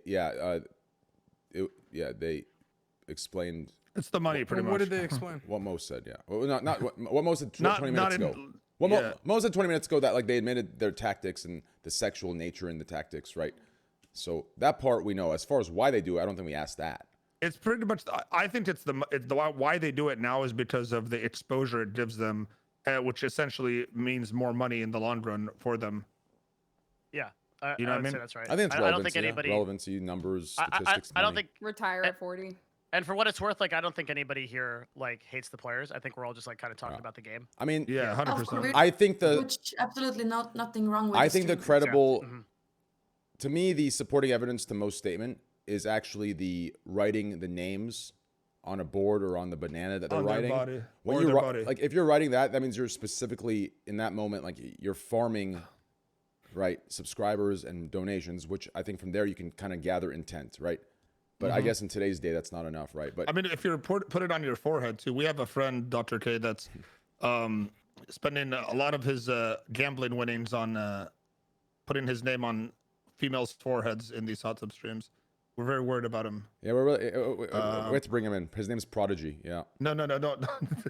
You don't have to say his name. Oh, you know, I Don't saw. name the game, bro. What the hell? It was on her forehead. What do you mean? Dude, he's literally Wow, top that's fair, gift that's sub, fair. literally top gift sub in so many different streams. It was on her forehead, bro. Like everyone's seen it already. Half these fucking kids acting cool like they don't watch the streams are in here. They know his name because they've seen it. I know half you motherfuckers are in there right now, probably not alt tab. These fucking guys. Yeah, but I can't stay away from clicking. Like I promise you, I did it. Like I did what we said, like to hide it. But I can't stay away from clicking it anyway. It's bad. You and most of Twitch apparently. Yeah. I try to stop. I try. You know, I Clicking honestly, you what? know what's weird for me? I don't see it at Clicking all. the streams. I don't, Clicking am the I the only stream. one who doesn't like when I go to Twitch? I'll click on my Twitch home, like my page, my Twitch page, and then I'll see who's my follower Wait. list on the left. What do you have bookmarked? Do you have the Twitch homepage? I have my My home. following live. Like the people that Yeah. I follow that are live, that is my home. Like when I click on my Oh, I didn't know bookmark, that was a that's page. what- I go to Same, my yeah. my actual offline page, but on the left I see all the following, and I go Yeah, through same. That's me too, Mo. Yeah, yeah. Right, but so no normal Twitch user goes to the homepage, correct? No, I do. don't think so. I do It's that. like confirm Or- this. Well, maybe No, because no, we're I I'm do sure the think newer so. viewers definitely do. Like, The I don't- vast Yeah, no, majority but of- I mean like no Normans. I'm talking about like nobody is like twitch.tv enter, right? Like, No. The vast majority of people go. Even go if I directly try to do their that, my following URL page. auto fills my name in. Yeah. Yeah. And I Maybe- think but maybe maybe most viewers go to their streamers do. favorite streamer. They go to their favorite streamer's page instead of like the homepage. I mean, I the don't know. funny Dr. K, thing is, Dr. K, you wanted to say something, right? I've had a. Oh, I It's just a question, but thanks, Yeah. Dakota. Yeah. I was just like, because like I think it's kind of interesting because we talk about I'm curious, why they do it, because I think that like if we're talking about what propagates the meta, like I also sort of share the sentiment of don't hate the player, hate the game, but at the same time, like sometimes the players are the ones that are propagating the game, right? So personally, I'm a big fan of just the approach that we take at HG is like on an individual level. Right. So we work with we also work with content creators from a lot of different platforms. And it's been really interesting to hear what content creators from a lot of different platforms will say about what motivates them to create content on various platforms. Well, I think, yeah, I think we already mentioned like why they're obviously doing it. Like, I think it's just no secret. And if you look back to like how Twitch like kind of started with all this meta and how it's evolved to like hot tubs and girls like pretty much near naked riding like a banana in a hot tub, like, it's pretty obvious. But like if you go back, it's like, yeah, we were doing like a few gifted subs to like spin a wheel. We were doing like a whiteboard. I'll write your name on the sub. And now it's like, yo, I'm writing your name on my body, 100 subs. Like, I think it's the growth in terms of how much they can actually grow, both monetarily and like just their career Twitch wise, like potential social media account following has risen so much, like an crazy exponential amount of growth. I feel like every aspiring streamer has, like, they have that one thing that's gonna kind of give them that boost as a streamer. And like for some people it was like Fortnite, for some people it was like different games. And I feel like for these hot tub streamers, that's what it is. They found hot tub streaming. They're like, this is gonna be the thing that makes me kind of a streamer. And then when it blows up and blows over, maybe they still have a following that they could do other stuff with. So I think that also some of them are taking advantage of the meta. The stats support what Mo is saying. Like, this is the fastest way to grow a stream for female broadcasters ever in existence on Twitch. Just like objectively. Can I throw an idea out here? Why, if you were somebody who was conceptually thinking about, hey, I want to start a career in online entertainment and I want to do some sort of content, whether it's hot tub streams or otherwise, and your options are Chatterbait or Twitch, why would you not choose Twitch? You 100% would choose Twitch. Like in what world are you gonna choose the inferior VOD live platform when you have a tried and true example of all like higher quality video, audio, like more not only that, community, and you don't have to like, actually why be the nude on would Twitch. And you don't You even actually, have to take Jericho, clothes off. you Why actually, would you ever go to Jericho, Chatterbait? I have to correct Jericho real quick. You forgot one main thing you get on Twitch too, as a streamer that's transferring between the two sites. Instant partnership. Go ahead, Evan. One of the reasons is split, right? So aforementioned, all like OnlyFans, Chatterbait take 20%, Twitch takes 50%. That's a good reason. But most people probably don't factor that in. They're probably factoring more like what. Well, yeah. I think the thing is, like for a lot of people that are doing that type of content, they could do, OnlyFans and Twitch at the same time, which is something that you are seeing a lot of hot tub streamers promoting their OnlyFans. And I think the issue here also is the fact that because Twitch refuses to kind of draw a line, there is this gray area, and the content will just get more and more and more sexualized, right? So what Mo was talking about, how when he was a little kid, he's watching girls do jumping jacks. That's not obviously me, the other Mo. the other Mo. No, it was him. Which wasn't around when the other Mo. It's like Mo you was have like, this. I was watching the porn adverts on Comedy Central late night. And then you start having, girls wearing really skin tight clothing and, maybe bending over in suggestive ways. And then it's transitioned to where it is now today. Like, because there is no hard line, people will continue to get more and more sexual until Twitch does something about it. And then I think that is also kind of like frustrating for some people to see that transition. So it's weird. Yeah. I think it's so weird that they allowed to link to OnlyFans. I think they forbid that a while ago. Like they were taking action They don't towards. let you link it. You're not allowed to promote it, but there are still people that do the email. All links. You can like, yeah, you can do a link tree or a fan link or whatever. But I still see people have exclamation point OnlyFans or even like exclamation point Pornhub. I've seen that one. Yeah. I think those ones are and trolled, how to be do they fair. not? I guess Those are are most people not reporting that? People I don't must know be why, reporting though. that. That I wouldn't know. That's definitely an oversight because the official position is to not do that. Yeah. But like what everyone says, what I see the most is like, there's a chat bot that says, hey, there's a link tree. Go to these links to see all my socials, and then like right at the top in like bold letters is like the OnlyFans. Yeah. Yeah. So Which just one thing. is- Go ahead. Oh, thanks, Jericho. So like one thing that I just want to comment on, which like I think we've touched on a little bit, but I think just to kind of build on Lena's point, and I think Mo was kind of mentioning this earlier, is like I think the big difference between like why would you go on Twitch versus OnlyFans is because like, so Twitch has such a gigantic population of like 15-year-olds, right? It feels to me like some of these streamers are, and I'm not really sure who, but like if you think about it, it's like a killing field, right? Like you show up, you wear a bikini, and like who is the audience and what is your competition? So how many naked bodies are on OnlyFans and how many scantily clad bodies are on Twitch? What's the relative viewership? And it's almost like what I feel like if you really want to get to the most conniving part, I don't know that people are even consciously doing this, but from a psychological perspective, it's like a cigarette company showing up at like a pep rally in the 15th grade. I mean, in the sorry, for 15-year-olds, right? I'm 27. I'm loving six. Wow. Yeah, I think that's the issue, right? Because there are so many kids on this platform and Twitch refusing to kind of take a stance on it, it's just getting worse. And I don't think anyone, like you said, has a problem with the players. And there are definitely certain players that are, kind of treading the line and propagating the game. But a lot of the issue here, I'm seeing a lot of creators are having the issues with Twitch on how they're handling the situation.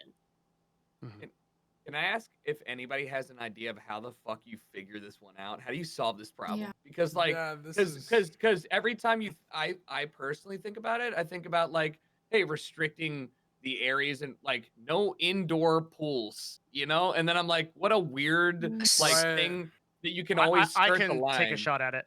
Right. I think what you do is you separate the content ultimately, and that's what YouTube did. I Because agree. like you have to look I at you have think to look so at YouTube. too. Twitch Yeah, After Dark. Let's You go. look at well, no. So because you can't do that, right? So like if we have like Oh. over sexualized content, then we drive brands away. But what we can do is we can put what Twitch has is like a super easy system. They call it the stoplight system. It's red, green, and yellow. So green means like totally okay. There's no content here that would be questionable in any way. And it's not just sexualized; it's violence, things like that. Yellow means oh shit, a little bit questionable, kind of bikinis, like scantily clad, things like that. And red is just not monetizable. Then they go to advertisers and they say, do you want your stuff to appear on green? That's going to cost you more, yellow, or red. And almost all advertisers choose green. Some choose yellow. Are you saying this is an existing thing in This is an in existing platform? system. That's how YouTube solves the problem. Yeah. Okay. Wait, Twitch does No, this no, right now? no, no, no. Yeah, I asked, if- is this an existing thing that is being implemented and active on Twitch currently, or is this a thing that other people have used that you think could be provided to Twitch? Yeah, this is not a current system on Twitch. Currently, there is This is no your idea of brand. a solution. Yeah. No, Yeah, it's a I great would say idea. But basically didn't you port the say system that? from YouTube. Didn't you say Yeah. that takes forever to do? I did, Devin? and I said it costs So- billions of dollars, but Billions that's of the only dollars, yeah. solution I know. Yeah. Also, you need to be able to know, like, if you are, which area you're in, and like what to do to be in the under. If you want to be green, like you gotta know what those are the requirements. Well, I to don't be think green, YouTube right? tells you that though, right? It You does. don't know It if you're very clearly approved. tells you. That's- Yeah, yeah. YouTube is Yeah. very like for people who think about the overreaching like the overreaching what should I say, like censorship of Twitch. YouTube is so aggressively archaic and very like attentive to the things that you do. So if you mess up rating your own YouTube video saying that maybe there's limited edited graphical violence in video games when in reality your video game had unedited graphical video game violence, you can remove the ability for your video to ever get monetized, and your Yeah. entire channel can be removed from monetization. So like these But- are very like I've uploaded 2,000 videos. I still have to go through the same like very specific check points to like get my video monetized. Like, I like the stoplight system, but only if it's as broad and as easy as you make it seem, which I don't know. Well, the reason why that exists, the reason why YouTube is so anal about that is because if they don't do that, their advertisers pull, right? So like if they lose advertisers, they're losing billions of dollars in contracts every time somebody appears on a video that is questionable, and that only needs to happen once for a brand to pull, which is what happened in the YouTube adpocalypse. So we're always going to have situations. We're always going to have situations where people, where these companies default to being much more hyper aggressive, and I think we need to do that on Twitch as well. Yeah. Okay. I agree with you. Nice. It would be good also to expand the website. Like that's why YouTube is so huge. There's everything on YouTube. You can find anything. So I saw a tweet that I think Cutie Cinderella posted about how she was uploading a YouTube video of her Twitch stream, and there was a part where she was like looking at hot tub streamers, and then it flagged her video. as sexual content, yeah. Yeah. I did see that. And I think it got removed, right? Or did she remove it? It got striked, or it's something like that. It got something like that. shit. Yeah. I see people do like bikini hauls, like Trisha Paytas do bikini hauls, and all, like that's fine. As long as it's not. Maybe it will become red, but maybe. I think. Well, it's fine. YouTube has naked Yoda too right now, so I don't get it either. Is that monetized or do we not know? It's Okay. not monetized. It's hard red. Yeah. Like it's yeah. It's like kind of fine for them to have naked yoga, right? Because no advertiser's ever going to appear anywhere near that kind of video. Honestly, Twitch is slack, and we need naked yoga section. Yeah. It'll probably be the Giving out some next. ideas. It'll probably be the next meta. To be honest. I thought he said naked Yoda, and I typed that into YouTube. I mean, and it says, "Did you mean naked yoga?" I was like, "Oh, naked." That's funny. I'm sure there's also people that are into naked Yoda. I don't Yeah. know There's if gotta I be wanna- someone. I don't doubt it. I don't know about that. I saw Hey, like so- some statistics from like porn. What people watch porn in Russia, and it was like Overwatch was on the top of the list. So could be a thing. Overwatch. But yeah, porn? Dr. K, what was you gonna say? Yeah, I was just gonna say I'm gonna have to step out just because I have work in the morning and kids and whatnot. So it's past my bedtime. But I wanted to thank everyone for the opportunity, if that's cool. Yes. If you guys are also okay with it, I think all of y'all are awesome. I may just spam y'all with friend requests. Please feel free to ignore it if you don't. Dr. K. No pressure. But Thank No, you, friend Dr. us. K. Dr. Is K, there anything before- you can leave us with, like a little Yeah. mental health? I was gonna Tim? say before you Little go, nugget. could you talk a little bit also about like what your foundation hopes to accomplish in like the next 6 months and kind of like go through that? That would be really cool.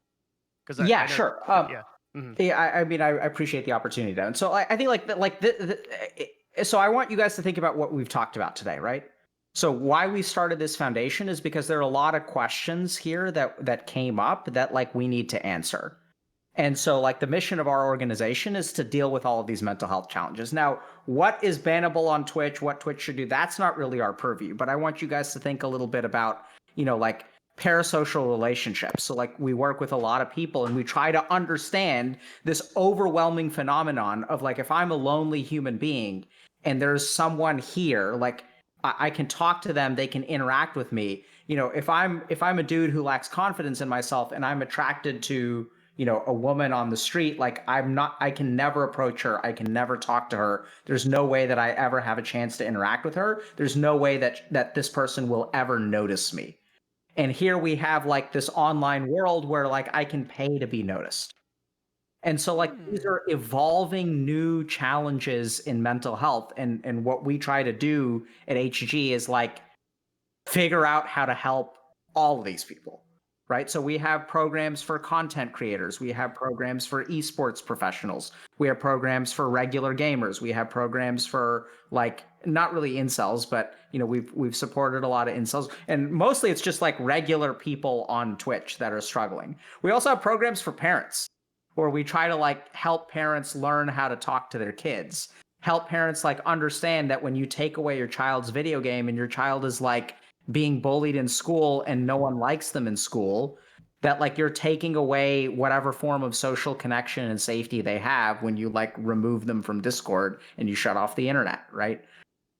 So our mission is just to like figure out there's a whole new crop of challenges for the digital generation. And Yeah. what we're trying to do is like support those people. We also support kids who want to become pro players and whose parents don't understand it. Right? It's crazy, right? Because that's like these people have these conversations. And it's like, how do you explain to your parents that like you're no different from a kid who's practicing basketball every day after school and wants to go to the NBA? Right? And like, how do we explain to parents that, yeah, if you want your kid to start streaming on Twitch, like that's okay, but here are the things that you need to be careful about, because your 15-year-old who like makes Minecraft videos is going to have people in his Twitch chat that are doing this, right? So we come up with these crazy ideas like, you know, if you're a parent and you're working with a kid, like don't let them use headphones all the time. Like listen to what is being said on the other side. Because you have young kids, you have young women that are like, you know, they're on voice comms, and like, that's not always pretty.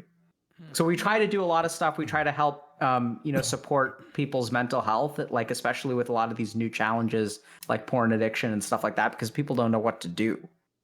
And you know, if you go to a psychiatrist and you say to them, you know, I play too many video games, like, even the ones that'll take you seriously will diagnose you with depression. This is the story that we've heard. So I'm not just saying that because I'm trying to bash my profession or anything. It's just like, this is what we hear in the, you know, tens of thousands of people is they'll come into, you know, they'll get prescribed an SSRI or an antidepressant medication. They'll say, here, take this anti-anxiety medication and good luck. And so that's what we're trying to fight. Yeah. Crazy. Question for you. With all of your research, are you guys planning to like one day hopefully like update the DSM, or are you guys just going to put out a whole new like works and hope that it's some kind of like standard? Because you guys are doing a lot of research that's like way modern. Like, Yes. I don't even think So- CPTSD is in the DSM. Yeah, so we probably will not go the route of updating the DSM. What we hope to do is the people who update the DSM will do literature reviews, right? So we hope to publish the papers that the people who edit the DSM will take into consideration when they're doing things. And frankly, like the problem with updating the DSM is that it takes like a decade. Mhm. And what we What see is like the the DSM? it's basically like the Bible that people use to like make diagnoses. So it like lists all the diagnostic criteria. So Bose, the problem is that like people are like, so DSM is too slow. Like people like there are 13-year-olds who are becoming addicted to pornography, lucky enough to enter into relationships, and then are like, you know, not able to participate. Like their lives that are getting ruined like day in, day out. So I think our approach is to, you know, definitely try to do the research but not to like be experts. It's like we just don't know how to help these people. If you're a parasocial gamer, or like you have a parasocial relationship with a streamer or someone who's on a hot tub stream, like what do you do about it, right? Like this guy that you talked to us about, the Amaretto dude, like if you spent $100,000 on like someone on OnlyFans or whatever, like, and your like, how do you get out of that? That's so true, because it's not something that's really How been do your parents discussed let yet. you though? But how do you, does that even happen without the parents realizing that they're losing? I mean, were they super wealthy? Yeah, they were family, super like- wealthy, and he was stealing all of their money. And then before they even found out, he just killed them before they knew. My God. That's insane. That's disgusting. So, you know, that's the work that we're doing. If you guys want to support us, we'd love it. I think we tend to use the support that people send our way pretty well. Guys, and be sure in chat if you want to support or find out more information, !nonprofit and !donate in the chat, boys, and everything you need is right there. And here is the link as well for those of you that are too lazy. Click this, send your love that way. You know, instead of donating to me, XQC, or any of the other boys, you know, that are already rich, you know, send it somewhere that can, you know, make a difference. You know what I'm saying? So !donate, !nonprofit, but I'll still take your Twitch Prime. Thank you. all right, thank you guys very much. Thank you, Thank Dr. you. Good luck. It was nice I'm to going meet to you. spam friend requests. Thank you so much. Dr. K. Thanks for being Take here. care. Fred. Thank Dr. you. K. Bye. Dr. K. Yeah, Train, what's up, bro? Round 6 soon, yeah? Sure. Good. Yeah. All right. Take care, man. I'll see you there. Was that a casino reference? No, that No. was No, think it Train was a and I therapy have one. had multiple bouts Oh, okay. yeah, we've of had conversation. some I love that. storytelling, yeah. Yeah. Have a good night, Dr. K. Thanks, Thank Dr. you guys very Good much. running It's to been you a as always. pleasure. Right. Better, thank See you. you, man. Happy Mother's Day and love you. Bye. Man, listening to Dr. K speak is like crazy. Like Right. Yes. legitimately like too smart. And it's kind of weird because I don't know how weird this sounds, but like I see him as like a father figure because I see a little bit of me in That's him. pretty If weird. he was like monk, doctor, That's the porn PhD, talking. med school. No. And then on the other side of the spectrum, I see Mo right there who I'm like, all right, this is me in literally 10 years to keep up with this gambling and porn addiction. Bro, Like, I'm literally I'm right actually, there. It's I like went on a opposite run. sides of the spectrum. I'm on a gambling run right now, dude. You've all the most been money- gambling this entire Yeah. time. Listen, while all the money while Mo lost talking to earlier, I Dr. just K. won. Like, No, but I mean, we're talking about different addictions right now. We'll keep that one for another story. Mo's like, not that addiction, a different one. Just get that one out of the way. I'm doing on a run, bro. It's that Anyway, good, huh? yeah, it's not. I mean, it's. Can I'm someone doing tell low me what stakes. parasocial means? DK, you got fans that think they know you, but you don't know them at all. Oh, okay. Yeah. That's what that means. They I talk about genuinely, I was like, watching you kept you. saying, I was like, what does that mean? 10 all day watching you, right? And they think they know you because they do spend 8 hours a day watching you. Think you're, right? But you have no idea what they look like or them. Period. The end. That Ludwig video really opened my eyes on like how Oh, yeah, bad it watch could really that. get. Because for the whole time I was like, oh yeah, like someone would donate to me, be like, Mo, I love you. I'm like, yo, I love you too, my boy from Kazakhstan. Like, and they'll like start to think like I'm their boy, and they'll like DM me hundreds of times, and like eventually I'll catch one of the DMs and respond. And then they'll DM me even more because they're like, yo, he responded. That's my boy. Like I'm gonna keep DMing him. So like at this point, I'm just like, dude, like I don't know you like that. Like you know what I mean? Like I try to keep it like. Yeah. I think that just It's opened my eye. a super lot. scary to start to answer people because that's when I got the worst people like that has parasocial relationships to me. It's when I answered them, like especially in the beginning of my career when I was very small, and I answered people and they thought that they knew me. Like I just said like some answer, Yeah. just, and now I they're get it. still obsessed to this day. It's super creepy. Yeah, I think it's Mm. especially dangerous for female streamers because Agreed. a lot of people kind of have that parasocial relationship. Most of the time, it's that's friendship, but sometimes it's in a relationship form, and it's really toxic and creepy. And that's how a lot of girl streamers end up with stalkers. And there are some extremely like crazy ones, like the one that Bose was talking about. Wow. Yeah. There's some notable examples in the gaming community. I think Yeah, a couple Angel's people have had like Kimmy has have a yeah. successful. She brought charges, right? Yeah. One of my players actually had a stalker as well. He's a guy, and the other guy, he was, he's gay, so he thought that this guy could be his lover. And he ended up flying from Germany because he watched his streams. He ended up flying from Germany and came all the way to the US, LA to find our team house. Wow. And we had to get him deported. You Because can What? report? so Jesus. he Yeah. I mean, he I tried get to it, break but- into the house. Yeah. What? Yeah. Damn. Holy So it shit. can happen to anyone. That I guess Yeah. is the Real point of the story. shit, right? Like this happens. Can you tell us all the TSM stories? Yeah, Oh, we got Lena here, guys. What happened to Daquan, Lena? Oh my Don't god. dodge that one. We want to know. The world wants to know. You I'm know, just if they kidding. don't want to talk about I it, know. I'm then kidding. I'm I kidding. don't- I'm kidding. I I'm actually, kidding.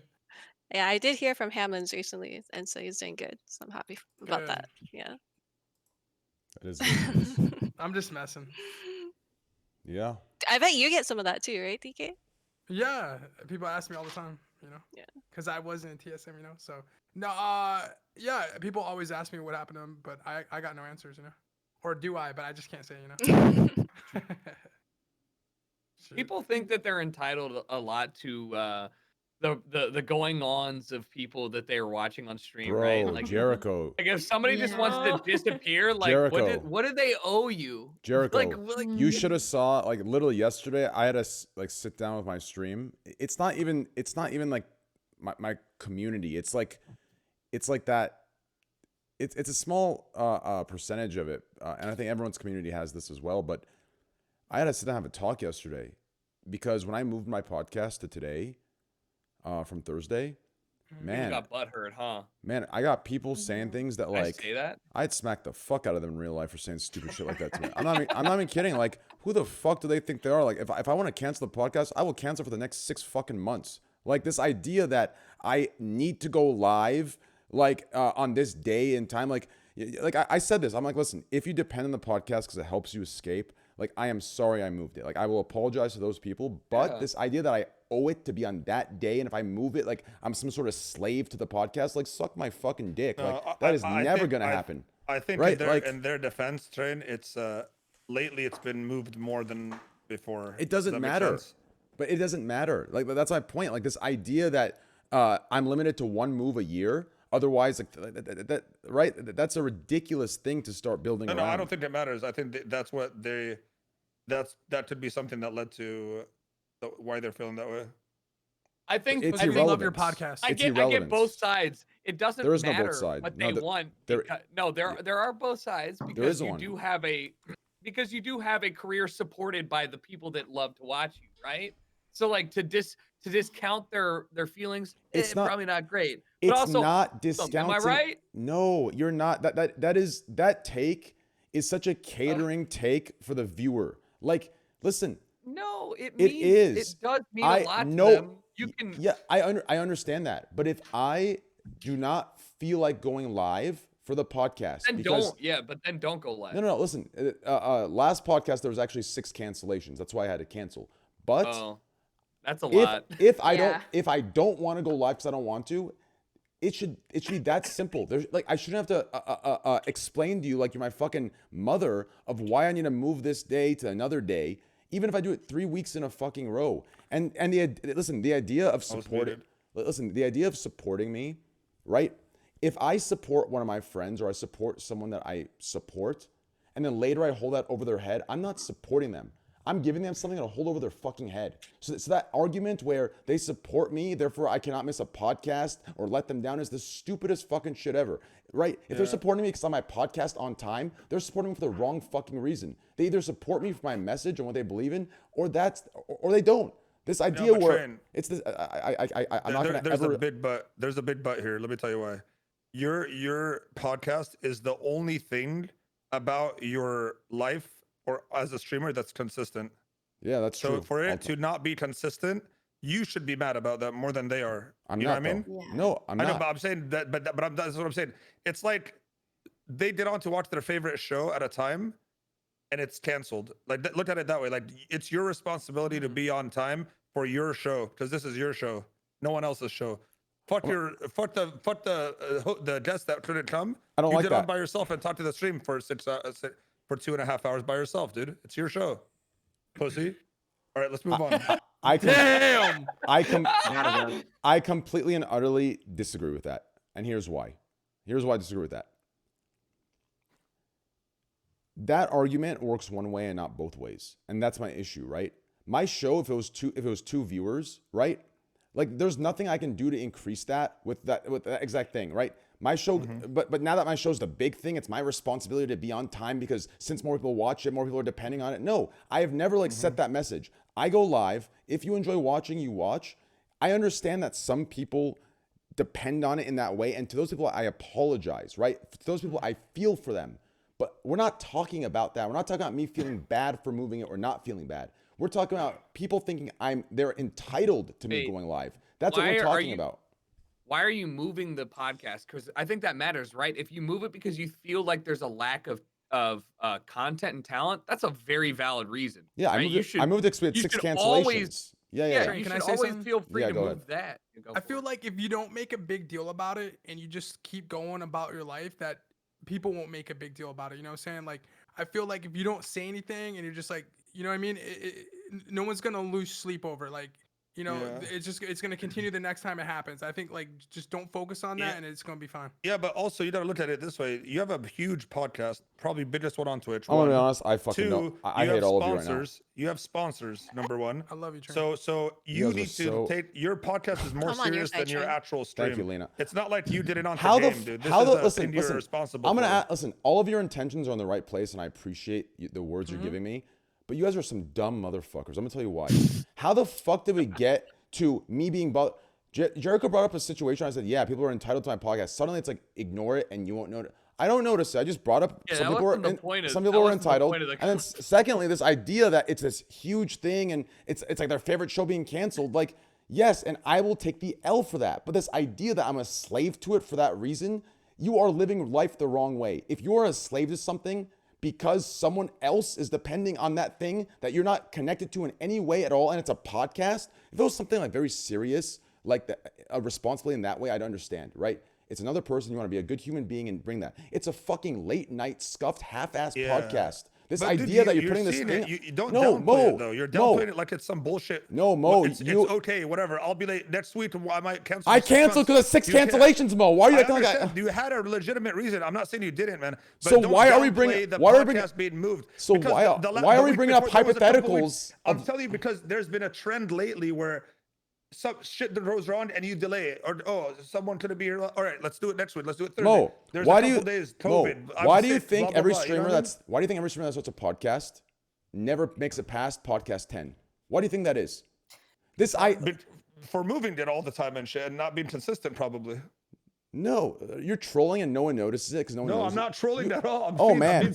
Your podcast is huge, and you know it's huge. You have sponsors that pay you money to be on the podcast. You miss a week consistently or miss a day consistently, you're gonna lose those sponsors. You're gonna lose those viewers. You're gonna lose and guess people. what? Guess what? So, and it's serious. So you and don't want guess- to do that. And so. guess what? You can talk to our mutual sponsor that we're talking about. I told him the same thing. I said, I don't give a fuck.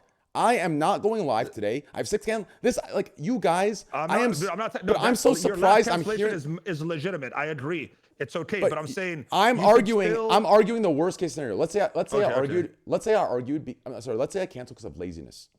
I'm saying Mm-hmm. I do not owe an explanation. I can owe an apology to my loyal viewers that tune in every night and depend on it in that way. I owe them an apology. But this idea Mm-hmm. that I owe everyone an explanation of why I didn't show up and I'm a slave to that day is ridiculous. I am willing to take the acceptance of the podcast fully dying because of my inconsistency before I sell my freedom of just relaxing or whatever the fuck you want to call it to a popularity and relevance. That's ridiculous. So in order to keep my podcast afloat, alive, and relevant, I must be a slave to the fucking degenerate shit talking me for missing that day. Fuck that. No, anyone Like, shit I talking you is hate stupid. that. That's dumb. No I one hate should that. be able. That's no one never should gonna be happen. I think you entitled should to ever shit be talk attacked, you. Trey. Yeah. I think No, that no. a lot of people do it I'm on only yours. like Dakota's, sarcastically. I love you, but because you're in a it's like a different world. meme.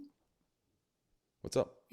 No, I said I think it's I think a lot of times like the viewers say it's like a meme, like because sometimes you're late and stuff, so they just meme about it, and maybe because I feel like whenever I miss a stream or if ever like I have to move my stream, I feel bad because I want to be consistent for my viewers. Maybe you also feel bad just inside, and that's why you notice people who are memeing and take it the wrong way. I feel bad for the people who say nothing to me. Those people, in my opinion, are my supporters, right? Because if they're saying nothing to me, that means they're willing to take the L and say, all right, fuck it. I trust that he did it for a good reason. Those people, my heart aches for them. Like, fuck, man. I know people are looking forward to this. But people like this right here, you cancel an hour after it's supposed to start. We change our sleep schedules for you. 2 things. One, you sound like a crazy motherfucker. Okay, you sound like someone said, I subbed to you, Candyland, and I stayed awake for you. Whoa, why didn't you hug me at fucking Twitch? You sound like a crazy fuck. 2, don't change your sleep schedule for me. Do you understand? Don't change it. Listen, no. This idea. Yeah, that's completely different. No. Listen, but you, Jericho and Mo, you don't understand that your arguments in a way. Wait. Your arguments in a way lead to this kind of mentality that since I'm me being responsible for the viewers that depend on this and this and this, now that these viewers are changing their schedule, looking forward and setting it to this day, that somehow I owe them now. It leads to that thought process, and you can't assume everyone understands the complexity and the contextual and differences and distinctions that you guys understand when you make that statement. They don't. So like this idea that he's changed his sleep schedule for me and now I owe him and need to be there is ridiculous because now he is disregarding the reason why I canceled it and saying no reason is justified. You should have been there because my sleep schedule is more important than you. Do you understand? So now he's become a hypocrite and done exactly to me what he says I can't do to him. Think about that. Thank you. I do 100% agree with Train, and it is creating a bad it's like leading down a rabbit hole of people feeling more and more entitled to him and his life than he's willing to share. And things get canceled all the time. I don't think that it's like healthy to go online and complain to your favorite streamer about it. I agree. I don't think it's I healthy like to that go too. live if you don't want to go live. Period. Like if you just don't want to do a podcast, just cancel it and fuck off. Like Exactly. Like why wasn't this conversation that simple? That's what fucks with I me. wasn't trying to attack you. Trey. Yeah. My point was that, like, I think if you didn't say anything, like, people love you. They're gonna understand. Like, you don't have to even say anything. I meant, like, You know what I mean? Like some people that say some shit, there's always gonna be those people that say shit. Anything you do, you know what I mean? Oh, I know that. No, it didn't bother me. I was just Oh, bringing okay. it up to Yeah, Jericho I'm that this sorry. happened, and I had to sit down and talk to my stream, saying, "Yo, this isn't okay," right? To let them know that this like to Yeah, not because change. Train's setting his boundaries now, and I Exactly. agree with that too. I'm setting Yeah, my you're boundaries. laying your fucking- drawing the lines in the communicating. That's what it fucking is. Now, sand, Mo, know? if the way No, you work I is didn't- that I- way, then you should was do it that different. way. No, right? I'm different. What you're doing, I can't do. There's a very reason I don't have a podcast. I don't have anything that's actually set in a schedule because I can't do it. I know I can't do it. Therefore, I didn't start something that's on a set schedule for people to watch. I'll never have a schedule as a streamer. It doesn't work with me because my schedule is dumb and I don't know whenever I'll have time to do something consistent. That's one of the reasons I never did it. My point is, you've been doing a consistent schedule for so long. Like I said, it's the only consistent thing you have on your stream. So therefore, I thought they're meaning in a way that, hey, you've gotten us used to a certain consistency. Your podcast has grown because of more and more viewers seeing this consistency. And that's why I don't think it's cool to be like, well, fuck you, I can cancel it anytime I want and I don't have to answer to anyone, because you should have hold yourself accountable for stuff like that. When it's your fault, man. when it's an actual reason, when you don't have a reason, you should. But when you have an actual reason to cancel, I think it's fine to cancel. That's what I'm saying. I'm saying you're kind of downputting it to a certain extent. Like, if I don't feel like it, I should do it. You should still do the podcast if you don't feel like it, in my opinion, because I feel like that's part of your job as a streamer right now. Listen, I could be wrong on this, but listen, I feel like even if you're not in the mood, you should just power through it. Listen, I think you're mistaking two things. Okay, so last night I got 3 hours of sleep. I did not want to go live. I wanted to, every bone in my body I wanted to ditch, but it was my community night. Community night. I did not want to go live because I was tired, but I already pushed it back once. I needed to go live and take the L. That's my community. You had a great stream. I'm sorry to the podcast viewers, but no offense to the podcast viewers. You guys come in for 3 hours on my channel and you don't come back to my channel, right? So don't play this card as if you're here for me. You're here for the podcast and all the guests. My community, I will do what you said, Mo. I will take that L. I will go live, and I'll be there for my community. But the podcast viewership, I'm not going to be a slave to people who are here that say dumb shit in the podcast and say, oh, I wish someone else would have ran it. And then the same motherfuckers on Twitter saying, this guy canceled. Like, suck my fucking cock. I'll cancel 17 times over. You understand? Like, you're arguing two different things. Yeah, you're right. And at the end of the day, I just want you to understand that, and you know this more than anyone, you do have one of the biggest podcasts on Twitch, period. So It is the that it is the biggest. So for you to be in that position, anyone would love to be in that position where they have the biggest. I love how Devin says it is the biggest, but he wasn't even talking about this. Yeah, Devin wasn't even the loudest. Yeah. I was like, Yeah. But I mean- that's all I'm saying is having the biggest thing on Twitch or the number one podcast on Twitch at some point, it's bigger than you, it's bigger than me, it's bigger than anyone. It's like, okay, this podcast has to happen because it's the biggest thing on I Twitch. think it's no. Lena, before you go, I have to say this. He just triggered Okay. me really hard. I know you're not meaning to, Mo, because like what you're saying, it sounds like right and like it sounds like from a place of No, it's wisdom. not but- 100% No, right. but Just just what I listen. think. That perpetuates a very toxic lifestyle and environment. Once you believe that you're at a top level and now you have to keep one-upping yourself by staying consistent and keep going higher since you're in the top spot. No one said anything about one-upping. But that's It's what showing it up. leads to. That's what it leads to. Like that's what leads every single streamer that's had a downfall after being the biggest is because of that exact mentality. Do you understand? Like this idea that I am the biggest right now. I must maintain this, do this. All of the things that made him big have now escaped because now he's forcing himself to maintain something that before came naturally, but now it's only being maintained artificially. And once you do it artificially, once you're doing can it by speak from force, experience. it's not coming natural anymore. Yeah, and okay, from that, so the viewers know. I'm telling you, it's the I wrong understand. fucking. One-upping is a bad thing. You shouldn't have to feel the need to one-up yourself. We're not talking about one-upping. We're talking about purely showing up. Look at take the Joe Rogan podcast. He never tries to one-up himself. He's always on. He Joe has Rogan guests is that are on boring, 1 guests that- hour in a pre-recorded setting. Do you understand? We're live for 6 hours with fucking 6 to 10 guests every week that change. Like it's a different thing. Not to mention, I had 6 cancellations last podcast. No, bro. Why do you constantly keep talking about? We know the last podcast. Ramadan. There was a legitimate reason that you canceled. 100%. I understand. Yeah, That's but fine. I don't. I'm just looking at it. I have in yet to terms of- cancel for a bullshit reason. I always post on Twitter. Okay, I think well, the main thing is I don't know about that one.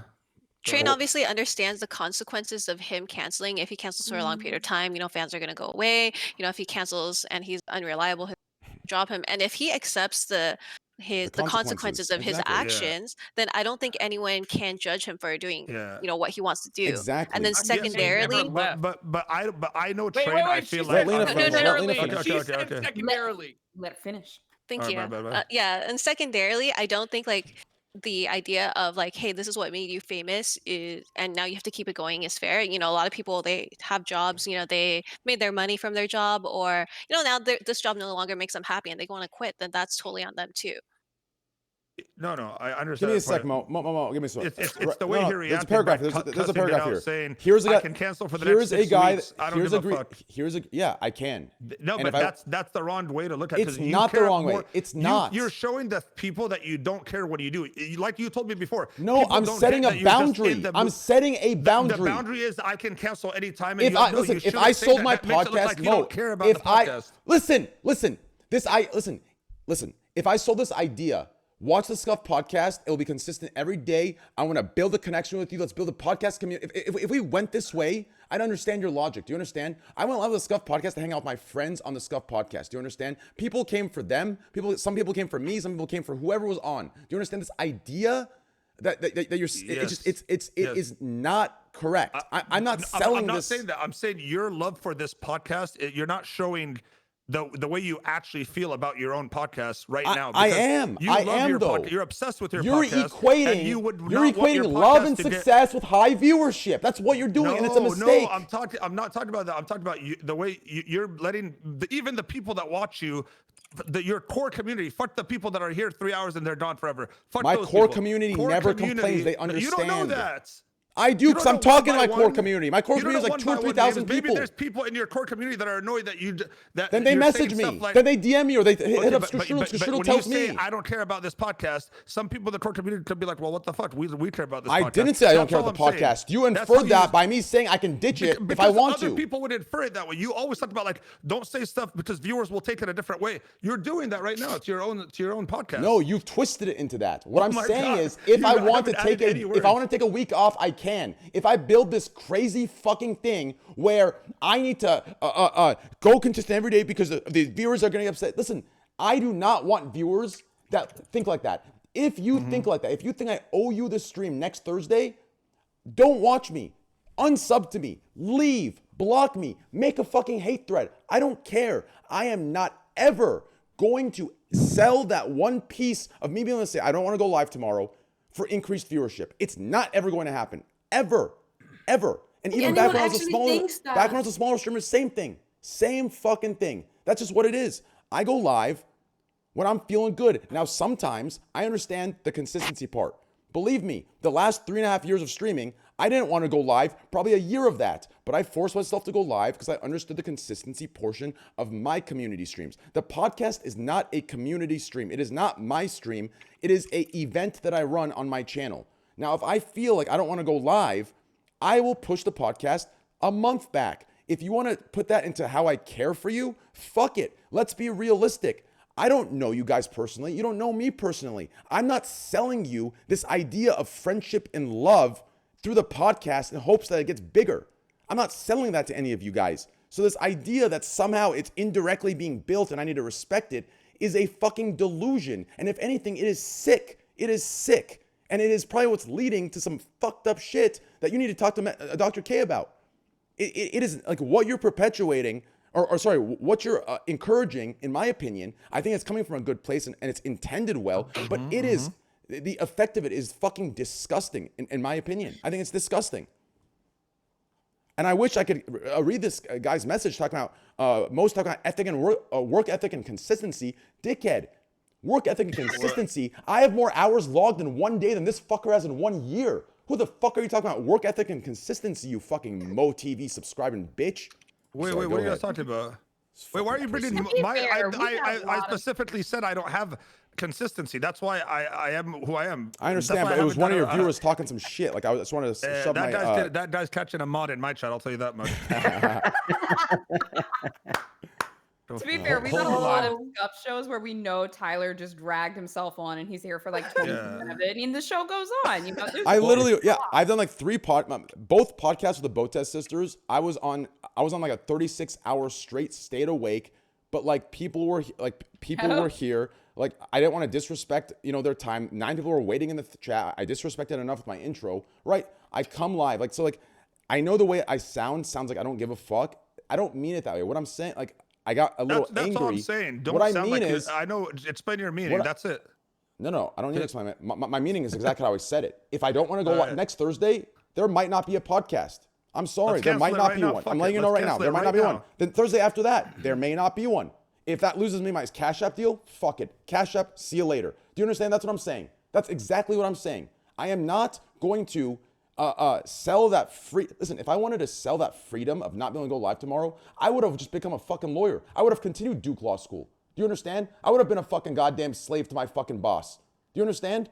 If I wanted that, I will fucking say bye to $5 million right now. Cash App later. Do you understand? This fucking idea. You're getting Wait, but $5 million I think- from Cash App. Damn. Wait a I'm minute. just kidding. It was a No, joke. That's a listen. deal. I think when you say That was a slip train, up. Yo, I'm You not also getting gotta- anything for this. you also gotta say that you're super thankful to have this opportunity to be able to like cancel whatever you want, and that you have this life. It's pretty cool that. No, you it's don't. not Shut everybody up. doesn't No, have you it. don't. No, you don't. Have I to can't. say that. All of paying you, for man. shit. Every time I That's argue, way I too much. swear, Wait, I get. It's a little mean Way too otherwise. much.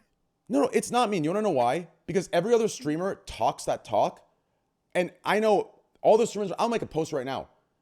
Mine comes through action. People know I'm thankful because I show that thanks with my giving back. Do you understand? And I do that privately. No one even knows about it. I do it privately in my own time. This idea where I need to talk the talk just so the fucking masses are fucking satisfied that they can dictate and judge that I'm a good person You've is never bullshit. gifted me a No, sub it's ever. bullshit. That's why Remember today. that. That's why today the rats rule the world and the actual heroes are fucking vilified. Because the rats know how to fucking talk and the fucking general masses are too fucking stupid to see bullshit from actual real action, and they fucking crown the goddamn fucking actual greedy motherfuckers, and they vilify the people who are doing shit. So I don't give a fuck. I'm not catering to any of that shit. That's why I'm this angry right now. I have a It's perfect just example. disgusting. Steven Suptic. Have you Just ever heard of him? assume that Wait, what? like Wait, no, people say stop. that isn't Go on. genuine. Stop. Everybody, stop. Go on. No, wait, Hey. what? Go on. What was that? Who? What were you gonna say about Oh that? no, I was saying a perfect example is Steven Suptic. Yeah, fuck that guy. Go on. Yeah. No, I'm done. That's all I gotta say. I had it. I don't Do your know. research. Wait, Do your say research. it. You can't literally just hang. Wait, who is he? I actually Who is don't that? know. Set it Who is up. that? He He's said, someone. hey. He's like one of those He's a streamers. You know, like the YouTuber. He's a rat. cool He's guy. the rat. Why is he a rat? Like, what does he stream? He streams. He's a variety streamer. He streams Variety Minecraft, doesn't Among he? Us. He was like a YouTuber, and No, then that's he turned funny. into That's a funny. Twitch That's streamer. funny. Come on. Wasn't he Lay like it out wasn't there. Steven Suptic like a legitimate actor? He No, just He he used was- to work what at is he? C4 with Oh, has he Kevin always been a Pereira. YouTuber? Oh, So okay. wait, what's this Who guy else do? has What are you guys some talking info? about? Let's What's this go. guy do? Why are we talking? You're Why do we trying hate Oh this nothing. guy? I I think think we gotta DK is move fucking on. around. Why do we hate this Let's guy? dig I'm it. down. No, we I'm don't ready to hate him. start No, here. I don't think we hate him. DK, it's just DK's boy that he's fucking around with. Yeah, we're He's just a funny messing with guy. This guy way too serious. DK Holy and shit. Steve are they're friends. They fuck with each other on Coming- Vegas all the time. like, I've known. shit, I've I'm known. sorry, I didn't get Holy that at shit. all. I've I was known actually Kevin for starting like like, 10 all right, let's years. start swinging. No. Coming from like I had this out with Train a while back, and because Mo, I actually agree with you. Like I think I understand your position. But I'll tell you like what changed my perspective was like when I because I'm like, okay, if you're gonna do something, like you should show up consistently, right? And like it's a show. It's like something you put on, and like in any other universe in entertainment, you'd show up consistently. The thing is, it's weird to kind of consider this a podcast in the sense that like it's really like a podcast is like a like we were talking about Joe Rogan, but we can't like compare Yeah. this across the board, right? Because like Joe Rogan is Yeah. like pre-recording, and like all podcasts are pre-recorded. This is like a show that kind of Train puts on that if he wants to or not. And once I started to view it that way, because I was like, well, man, it feels kind of bad like being a consistent guest. And then he was just like, yeah, don't show up then. And I was like, oh. Okay. And then I was like, well, okay, if I'm gonna show up here, it's because of my own volition. Like I like he's not expecting anything from me. I'm not expecting even as a co-host. Like I'm here because like I want to be. And like that. And so I think like the deal you sign here is like, okay, with the viewer, everybody has the same deal. Train gives everybody the same deal. It's like I'm not I beholden to got anything paid from to be you, here. Did you guys and get you're that? not beholden for anything to Wait, me, what? and that's it, right? And like then understanding that, we can move Got a forward. per diem? You know? He told me I have to be on here 83 times before I can start getting a paycheck. That's So right. I'm on number. That's exactly right. That's exactly Yeah, right. that's what I'm kind of just trying changed to my get thinking. tenure. Like everything. I you're- understand it. No, I understand everything what you're you're saying, saying, Mo. Devin. No, everything you're saying, I apply to my stream as best as like my actual personal stream. I apply it as best as I can. Believe me. Like there's things. Listen, believe me, I have a care for them deeply, right? And they know, right? There's a lot of them, unfortunately, because we're a fucked up country, right? And I do love America. I want to make that clear. But there's pieces of it that are fucked, such as healthcare system. It's backwards, right? Let's Our not get into education that. system backwards. But as far as the healthcare stuff goes, man, like, a lot of people don't know this, but for my core community, the core, the inner workings, and I don't talk about this kind of shit until I get pushed into a fucking corner by high roaders, right? But I take care of them. You know what I mean? I pay for their goddamn healthcare. For my core, deeper community, when they come to me, What do you mean? they need some goddamn shit. I take care of them. They need an appointment. I pay for sessions. Do you understand? So I care for my boys. Rain. No, stop. you- No, stop. You motherfuckers gonna high road me. Everything you say, I apply to my stream and my community. This podcast is not going to get that from me because my core community already knows they're taken care of with how I take care of them, how they take care of me. And everyone else that doesn't know that isn't part of my core community. So I am not going to change my life, my decisions, and anything else to cater to increased one-time viewers that I know if something came out that I said the F word 2 years ago are going to leave and cancel me the next day. I'm not going to change or even lose a cent or a penny or a second of whatever over one-time viewers that literally leave as soon as one of my guests they're here for leaves. And that's where you're mistaken. Do you understand? That's where you're trading your own well-being for fucking random people who are not tied to me or my message. Makes sense. So And that's all I was pissed about.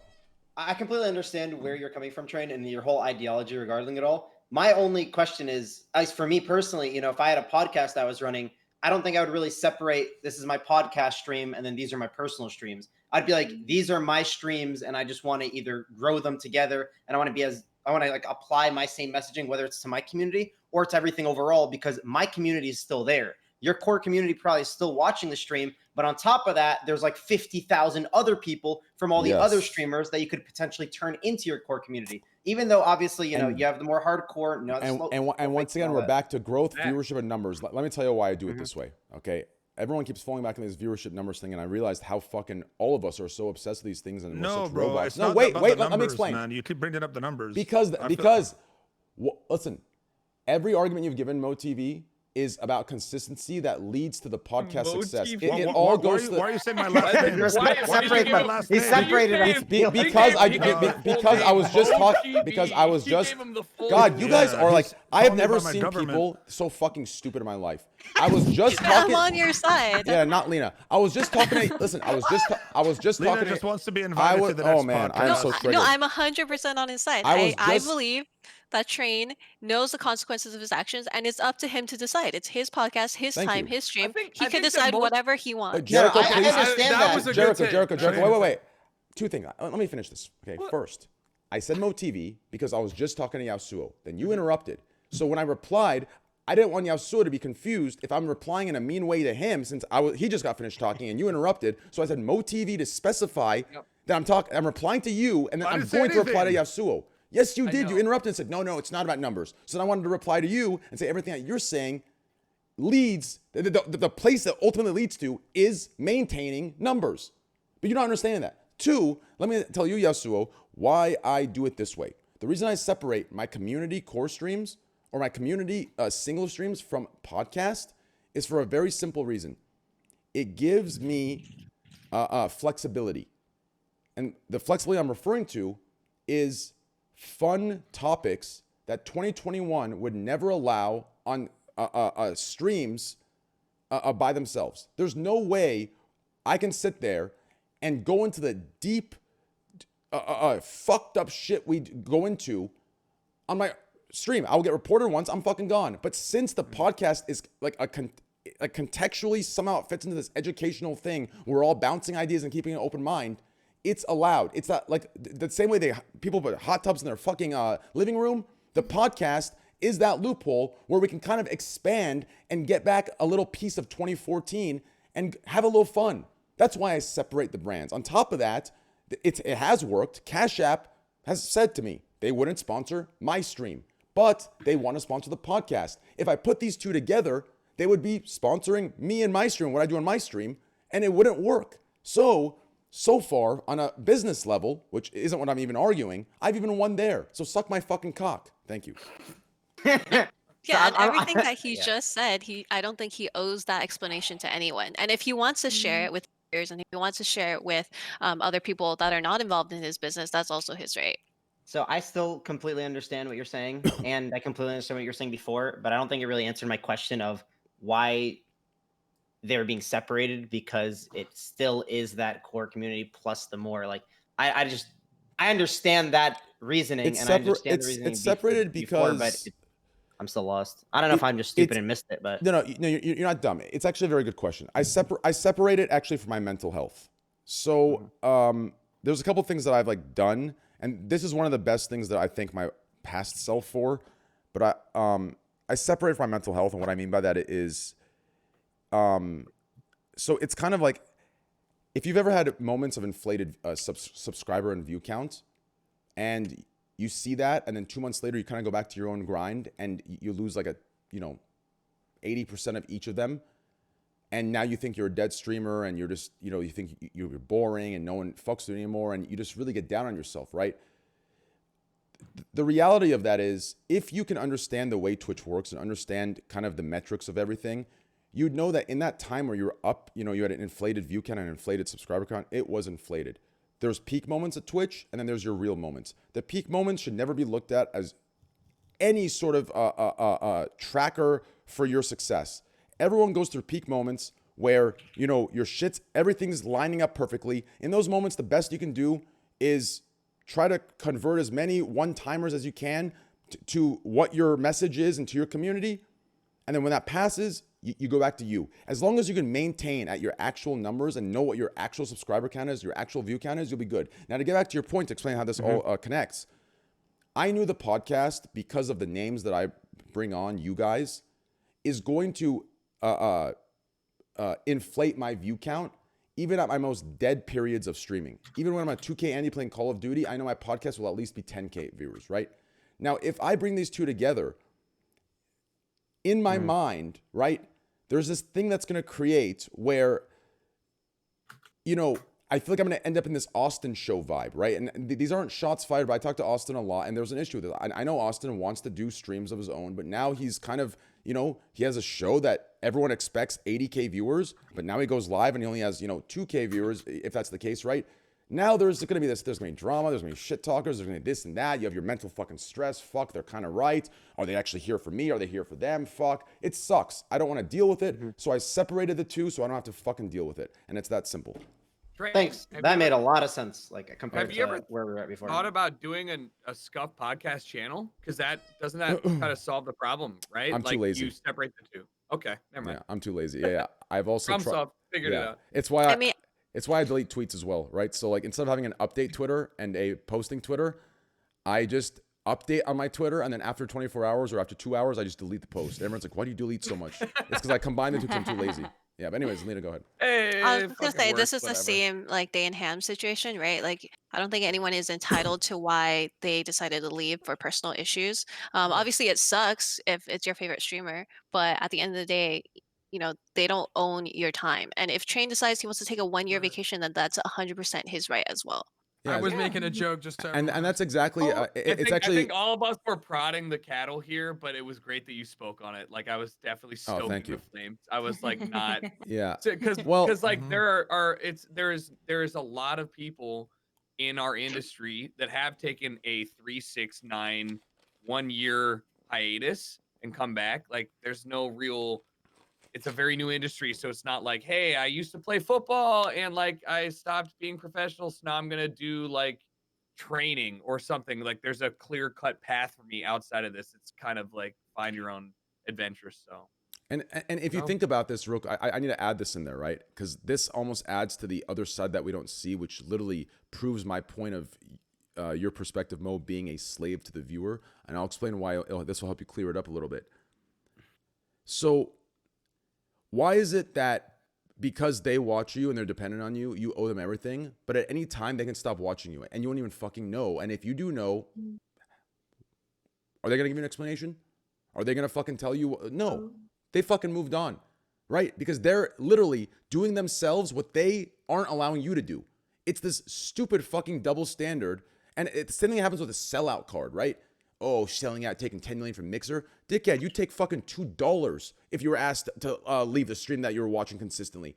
Fuck you hating on Shroud for leaving for 30 mil, right? Yeah. It's the stupidest double standard. And in my opinion, it comes from jealousy and fucking misery.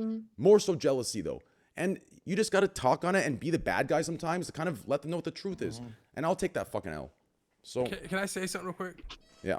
I find it funny that we started talking about more mental health stuff when Dr. K left, and we talked about hot tub stuff when he was Same. here. I was upset. I wanted to talk about mental health. We talked about hot tub the whole time he was here. Fuck! Get him back guess on. that's- What is it? Where'd he Probably go? my, Yeah, probably he's my back. bad. That I was didn't want to Devin's like. fault. Yeah, it Call was.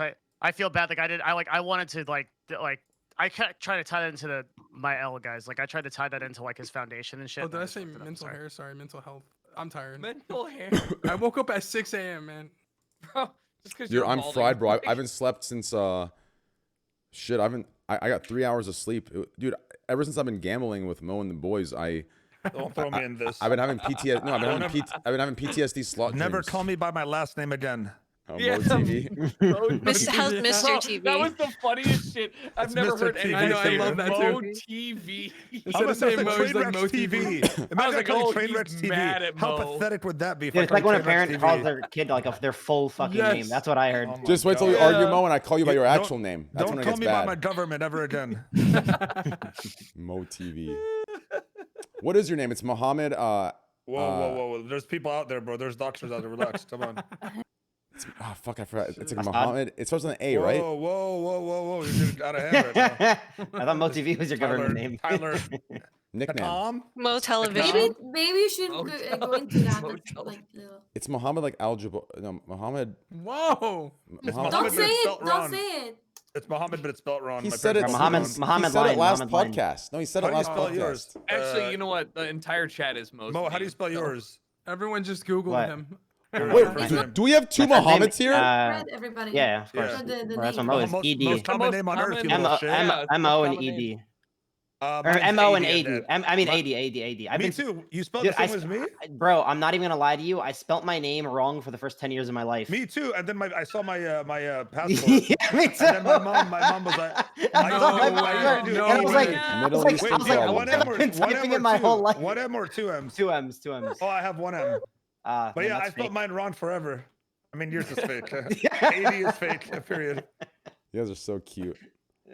Middle Eastern problems. I'm telling you, man, this is me in 10 years. Like, I see it. It's too scary. It's like, happening, bro. I need to go I'm turn on- into a I'm on monk and go like the run. Dr. K I'm path. on a like, all the run, time. boys. I'm on a run. You actually Wait. think Mohammed? I mean, you actually think that you're gonna be Mohammed Assad in 10 years? The full name that came out. Yeah, I love I it. don't know. He I don't did know. it, Honestly, boys. like I don't think I'll be on like my porn addiction, gambling addiction phase for the rest of my life.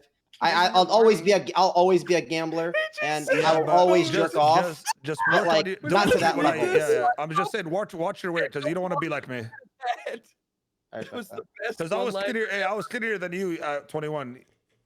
No. I couldn't even Straight think, dude. I forgot your last name, Mo. I literally opened your chat because I knew you said it on stream, and everyone's just saying it. I'm like, oh, that's what it was. You said it last podcast, and you said it on your stream when All we were right, talking. bro. I have people in Austin. Don't worry.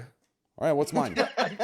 I got people I in got people. Austin. I got Don't your even the address joke- on shittiest there. version. Don't of even I joke got about that, Joke bro. about stuff. 'Cause people on stream will take Like- you serious. Don't So joke you about have that, to be bro. clear when you say stuff. You're a Trump Right? supporter, so I In-game, believe you have some weird in-game. motherfuckers gonna come do some dumb shit. Shane, we're Trump supporters. Did it right. No This shot, whole bro. fake Biden shit that you have done, I love it. Actually, It's great for numbers. It's great for viewership numbers. Damn. I actually voted Bernie. Oh, interesting. No, Was he even in? no. Damn, it got real quiet in here. I've heard that a lot, but let me tell you, Bernie was not in. He was not in. It was insane. I'll tell you that. He wasn't in the voting. There we go. No, That was but an option. Yeah. if I actually wanted to cater politically, the socialist side actually wouldn't love me. Like the socialists need like a I'm too like to them I would look like the fucking evil like Trump fucking supporter, right? Like there's no way they'd like me. I would need to cater to the Trump supporters. I would need to. And the day that I announced that I like voted blue, man, I had some pissed fucking people. And if you thought I roasted you guys today, I roasted the shit out of them. These guys, some crazy shit out of their mouths. God damn. We don't need to can everybody be friends? No matter what we vote for, I hope everybody can still be friends. No, Well, it if doesn't you're work like that in voting for America. Trump because like policies you believe in and shit like that, that's fine. But like some of these motherfuckers, like I saw him in that one fucking show, man. I fucking liked it. Like some dumb fucking shit. Like, you don't say that kind of stuff. Like, it's just who the fuck. I'm tired as fuck. You know what? We all need sleep right now. Yesterday, I told my grandmother that I was gonna go on this show, and I said it's like a show where we talk about news. And she said that, oh, do you talk about Trump? Tell them that I really hate Trump. My Aw. like 75-year-old grandma said that from Sweden. Wow, you got invited yesterday. What's it like not to be a filler? What? No. Oh, you got Train invited hits me up like the last yesterday? second. He's like, you need someone. I you know? He's invited like, Candy Hey, on Wednesday. BK, when did you I'm get just kidding, invited? Train. I got I'm a messing with you, bro. resub an hour and a half prior to show. Oh Yeah, shit. me too, Oh me too. shit. Hey, Train hit me We with should like, do it's that like, hey, every time podcast, Tyler and I was leaves. like, We talk about how we got invited that At day. least he's subbed to you, dude. yeah. Remember Yeah, I that? just got a Twitter DM. You don't have an 18-month sub? I DM'd Lena. I That is DM'd fake. Candyland on Instagram Ooh, a that's week ago. tough. I resubbed to Jericho and Yasuo. I hit up Bose an hour before. Dakota's an hour before. Devin, I Wait, just assume he mine knows. was an hour before. Yeah. Lena's was an hour before. Train, we appreciate the work you put in, bro. We love you. Honestly, if who else could bring together such talent in 1 hour prior to show? Mm-hmm. You had no Tyler. show 90 minutes before show. And you know what's crazy too? I over-invited and I forgot a couple people. It was unfortunate. But Candyland, I say you got a boyfriend. How's that going? It's good. How long have you been He's dating? a little for like 1.5 years. What? age You've been difference? together for? Wow. Yes. Sorry. But in the wow. beginning, we've known each other for like 7 years. We were good friends in university. I'm guessing he has an 8-inch dick. Yes. At least. Definitely. Well, And yes. And what was I gonna say? But yeah, in the beginning he was being very sick, so that's the reason why I didn't want to bring it up so much. are you in an open relationship? No, I don't know. I'm open. I'm an open person, and he's too. But I think that if it ever comes to that, like, yeah, we could be open. If it ever comes to that, like, if we want to experiment, I think both of us are very open people. Would you invite Trade into the relationship? Yeah, do you want to? I think that. I think. he would She'd be invite down. Devin, bro. He'd fit right in Sweden. Train, this is. Yeah, you would. 8-inch cock, huh? 8-inch cock, Devin. He's in. Did Devin just moan? I didn't know. Devin, have you checked your DNA still? Like, you might be Swedish, dude. I might be. Oh my god. Yeah. Half Could be. Congo, half Swedish. Could be. Could be. Candy, what made you decide to like tell Twitch about the relationship? I'm curious. A similar situation. It was because I feel like I feel like I owe people a little bit to know. Yeah. I feel like I can't keep a secret. I was really good because I kept it private for a while, but I really felt bad about it. Yeah. And I don't want to. I hate lying. I never lied because every time someone asks me if I have a boyfriend, I'm like, "Oh, but you're my boyfriend." I said. Oh, my I never woman. answered the Good question. shit. Yeah, because I don't want to be mean, but also I hate to say Wait, no so- to people. So you led them on? Definitely, I'm a major on leader. What do you call it? Like I hate saying no. I never say no to people, and yeah. I actually have a good topic we could wrap up on. Sorry Wait, to kind of... Shane, What's up? why did you ask about my relationship? Oh, because I didn't know if people were being disgusting in your comments. Like, because I was gonna like say something to some of these guys. Like that day you posted the hot tub picture with Peter posted it. yeah, with the guy in the hot tub with you. I'm like, okay, well, why is everyone assuming that they're dating, right? They could just be sitting next to each other, right? I mean, I don't know if, I mean, maybe the old me would have assumed that too, but I guess I've been just pressed by these people so much where I kind of kept an open mind. And I'm like, oh, whatever. And then I just decided to ask just to know. because I wasn't sure. You know, people were. I didn't want to like bring up on the podcast. Oh, you're with your boyfriend, and then I ended up believing these sick motherfuckers that are just horny kids seeing a girl with a guy in a hot tub. So I brought it up. I wanted to be sure, so I asked you, "Are you dating that dude?" I didn't even know who that was until you told me. Only because I don't follow League of Legends except for Yasuo and Tyler 1. That's about it. Actually, you know, Stixay too. I met him once. 6A is cool. Stixay's a cool kid. He's good. Kind of a lanky could have- guy, I but don't it's feel okay. like they have.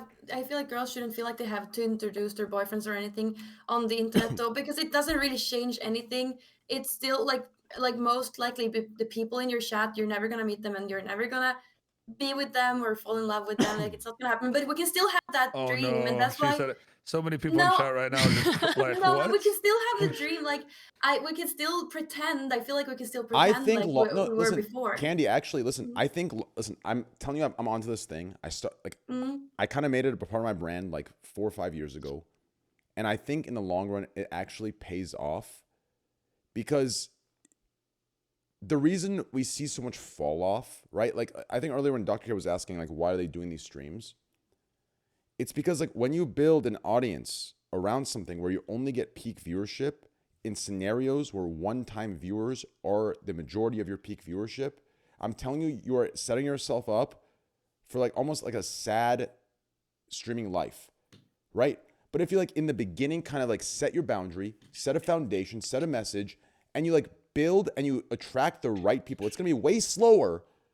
But over that 5 years period of time, I think you're going to see those numbers that you wanted in a short period of time. You'll see those in a long period of time, and they'll be real and they'll be there forever. So I think you telling them, because at the end of the day, these guys that you think they're going to leave because you have a boyfriend, no shot. Let me tell you how guys think. We're all pigs. I'm going to say it. If I'm single and you have a boyfriend, Candy, I'm not thinking, oh man, fuck that. We're fucking assholes. I'm gonna be like, oh, one day I'll And meet her. listen, I'll like- pull her easy, right? Fuck that guy. He's a pussy. Yeah, I feel like 100%. What do you mean, Turk? No shot. Oh no. I'm oh, laying no, down. I'm like, Trey. No shot, bro. I'll be like, oh, your boyfriend, boyfriend, boyfriend. Fuck I'm it. gonna go jerk off. I'm out of here. Yeah. No, but listen, I think my core community, they were just happy for me. And then there's like, you know, these people who are only clicking on my thumbnail and looking, and they ask me immediately like, oh, do you have a boyfriend? They are the ones who get mad, the ones who come and watch me for like 3 minutes and then they leave. But the people who are my OG viewers, like they're just happy for me. So that's good. My community, they're just happy. Good. Yeah, And well. here's The the thing I question want is, are you happy? Right. Yes, I'm That's the most happy. important thing. Yes. Oh, I'm I happy. see what's going Okay. on here. The 2021 double standard, huh?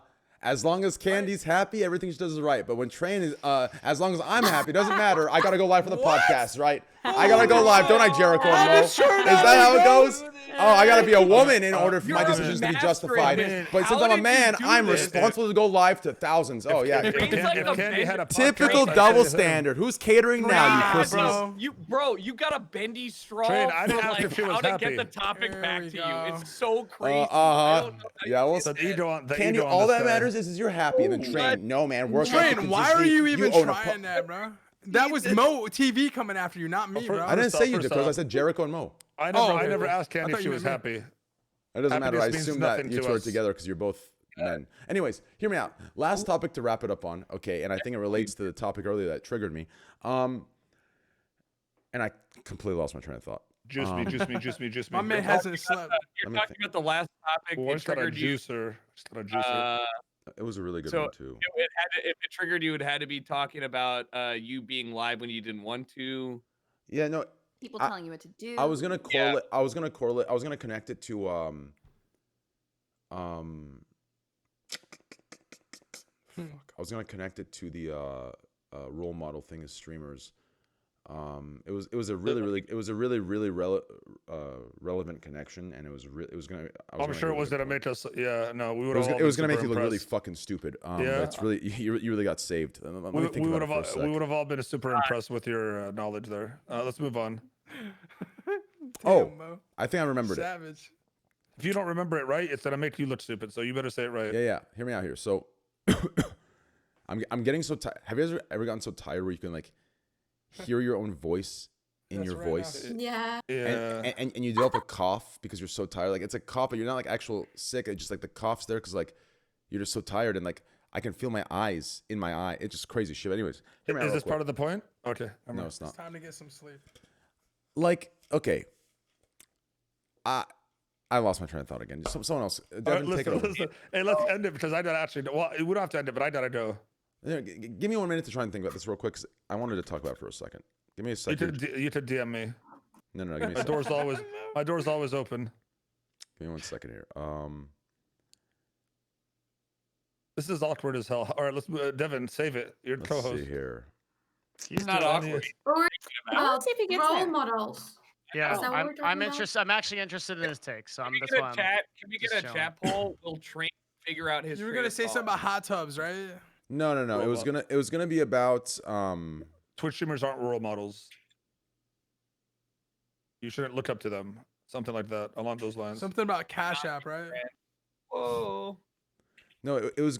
Man, I'm so disappointed in myself. Like I was on the tip of my tongue, but I decided to make a joke about the double standard thing that is just It like happens to us all, such a man. surface I don't level joke that's not remember. even relevant, and I decided to trade it for that one. I'm just too tired to keep both thoughts. Let me think Mm-hmm. about this. So, it had something to do with. I guess the first part doesn't matter. The first part I just wanted to say for my own ego, so I could shit on you guys, but not on you guys, but you and Mo and Jericho. But I'll just say the second part. This idea, I said that lightheartedly, right? You're both my friends, and I like you both. Yeah, I know. Good. I'm just clarifying for the idiots in chat that can't understand that. But anyways, how do you guys feel about this role model thing where we've gotten to a point in, I guess it's always been there though, for the role model thing, for the role model aspect, right? It's one of the reasons, you saw Justin Bieber go off the deep end. It's a lot of the reasons you see a lot of these actors and actresses and singers and, whatever kind of go off the deep end at one point because they don't ever get to live their, childhoods or their teen lives or their early 20s out the way normal people get to live it out, right? And I understand why people think they're entitled to them just because they're very rich and they're very successful, that they need to live life and miss out on certain things. I don't agree with it, but I can see where they're coming from. At the same time, I think it's coming more from jealousy than it is from anywhere else. But it's crept into the streaming world like very heavily as of recently, because I think we've kind of hit this mainstream area, especially with the Minecraft people and just all, even Aiden Ross's fans. I think they're all mainstream kind of fans, right? What is you guys' take on this role model thing? Like, do you think that because we have large viewerships, because children are watching us, that we need to be responsible, that we owe them to set a good standard? Or do you think that parents are using us, like, here's my take, this is going to sound crazy, but I think parents are actually saying, okay, we can't stop our kids from watching this, so why don't we transfer this into the streamers are now the daycare, and if the daycare fucks up, we're pissed at the daycare. I feel like that's what's being created here. We're the I agree with you daycares, on this one. See right? that? Yeah. We're the fucking daycares, and then if we don't teach their kids correctly, we need to be canceled and removed off of our ship. And in reality, it's them that needs to parent their children better to be able to 100%. differentiate and say, okay, I'm this guy always said 100%. that racism. Oh wait, that this guy said this. That is not good. That's the parent's job to tell the kid how to differentiate the two, right? And then even if the kid sees a person as a role model, it's the parent's job to teach him that he shouldn't. This idea that we need to assume the kid, like, it's ridiculous. It's completely fucking ridiculous. And I think it's come from lazy parenting, a disconnect between parent and kid. And I think it can even almost go as deep as a cultural some cultural shit, right? Because like culturally, like America is like family is very like it feels to be much more disconnected than it is, in other countries, like in Spanish countries and in Middle Eastern countries, and Yes. no, Jericho, your eyes are opening up. This is factual shit. In Asian countries, same with that, right? In America, it seems like at 18, all of my friends at 18, they were fucking kicked out. Even if they would be homeless, their parents did not give a fuck. You were out. I'm still being invited to live at my parents' house. I'm 30 years old. They're like, please move back in. Please, we'll go to the guest house. Please, we'll cook for you. That's my parents. My friend's parents, 100%. they fucking signed everything off. We don't know who the fuck you are. Change your last name, right? It's a cultural thing. So I think it's lazy parenting and shit like that has led us to this bullshit role model thing where people are getting canceled left and right for smoking weed on stream or fucking saying shit or fuck. I mean, like, suck my dick. When like a content creator does something that people deem like wrong, and then there's a lot of backlash, but then somebody comes in with it, well, you have a platform, so you have a responsibility, and it's like they got you, and it's like, what do you say after that? And then it's like there's a whole bigger conversation with it. I think straight up, you said like 9 different points at the same time, and all of them are right. I think that like one of the points is that parents are offloading their responsibility for raising their kid onto you or us or anybody, right? Like, here's the tablet, go entertain yourself, figure it the fuck out. Like, it's not my fault. So when we're like, ah, man, I can't believe my kid's being weird, and they look at what they're watching, whatever. But like, it all makes sense, right? Like, if the parents are passing the buck to you or to Mo or to any of us, yeah, I feel a little bit of responsibility, but it's only for the content that I want to produce. It's like I never feel any responsibility for some parents. It's like, I can't believe that you would shoot a zombie on stream. Like, that's not my job. I don't care. The only responsibility I feel is like is to let them know not to look up to me. Like every time I get a donation, every time I got a donation on stream, and this is the thing I was gonna lead back to. I just remembered it. And it wasn't as big as I thought. I made it sound like it was gonna be a huge punchline. It's actually not that big. But when I get donations on stream and it's like, yo, man, you're a role model to me, I look up to you, I always say, listen, man, if you look up to me, I'm going to disappoint you. Because that's the reality of it. I am not perfect. I'm going to make mistakes. I've made mistakes. And that's why I don't delete my mistake shit, right? The things I've said, these And you gamble a lot. These Minecraft stands, they tried pulling up N words that I've stop. Gambling is a big part. The gambling is a big part of. No, stuff I'm too. saying like these guys have pulled up like things that I've said, the F word or the N word, soft A, like on Twitter. I'm not going to delete it, right? Like, have I grown up from it? Yes. Do I understand why it was? Delete it. Why it's bad, and right? Like, well, it's because they don't understand the contextual differences of different times and pulling it up into this time. They don't understand that, right? To them, everything's black and white. If you said it then, you have to be racist now because now it means this, right? So I leave it up there because that was what it was then. It was not meant in that way. But now I understand that no matter what context I use it in now, it's going to be taken that way. So I don't ever fucking get close to that kind of shit, right? But like this idea where we're grabbing this and this and this and this, and I just like you need to be authentic and transparent to your viewers, right?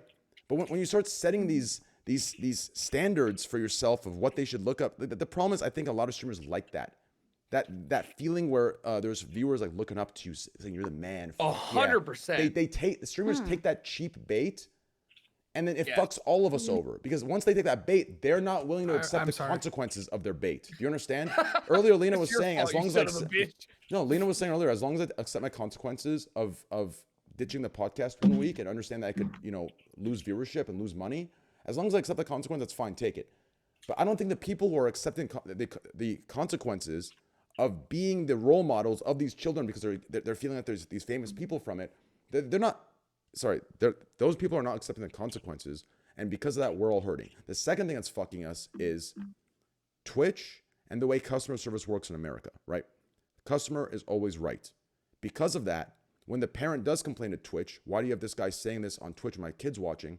They don't give a fuck about us. They give a fuck about the viewer that's going to stop watching, right? Because if they ignore that, they're virtually ignoring what? Thousands and thousands and thousands of viewers.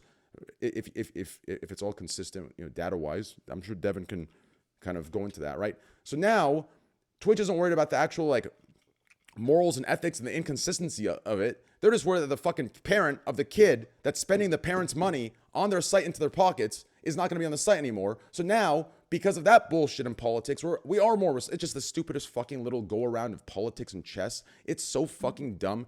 And that's why I sit here and say, fuck everybody. Thank you. No, I think there's one thing, like coming from what Train's saying, there are streamers that want to be good role models, and there are streamers that are child friendly and they don't cuss, and they don't show whatever types of content on their stream, and that's 100% their right to be like that. And those parents should find those types of viewers for their kid, and their parents should, or I mean streamers, for their kids to watch, and they should parent better. But it's the same thing with like parental controls. You wouldn't let your kid just watch porn or whatever, right? And if you have different boundaries than these streamers, then you should try to parent that way. It feels like to add to that. So I do agree with you. I do think it is, I'm so tired. I'm beginning to stutter too. I do agree that you should be able to do whatever you'd like, but I have noticed a uptick in streamers that do have brand friendly streams, which I'm friends with a lot of them, and I think they're cool, and we've played games and talked off stream.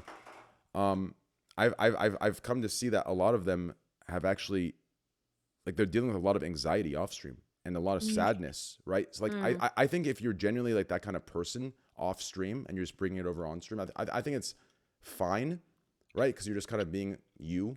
But I think once you like start changing that for that, and then that very audience itself starts, you know, looking at you this way and you're to be perfect, and then you know you're not perfect off stream, but now if they find that out, you're gonna get canceled because you're supposed to be the role model. That's what's causing the anxiety and sadness. And I don't know why they're not connecting the two. So that's why I think, sure, you're right. They can do it, but I don't think they're realizing at what cost are they doing it for, right? Like, and that's the biggest issue that they're going to figure out 20 years from now.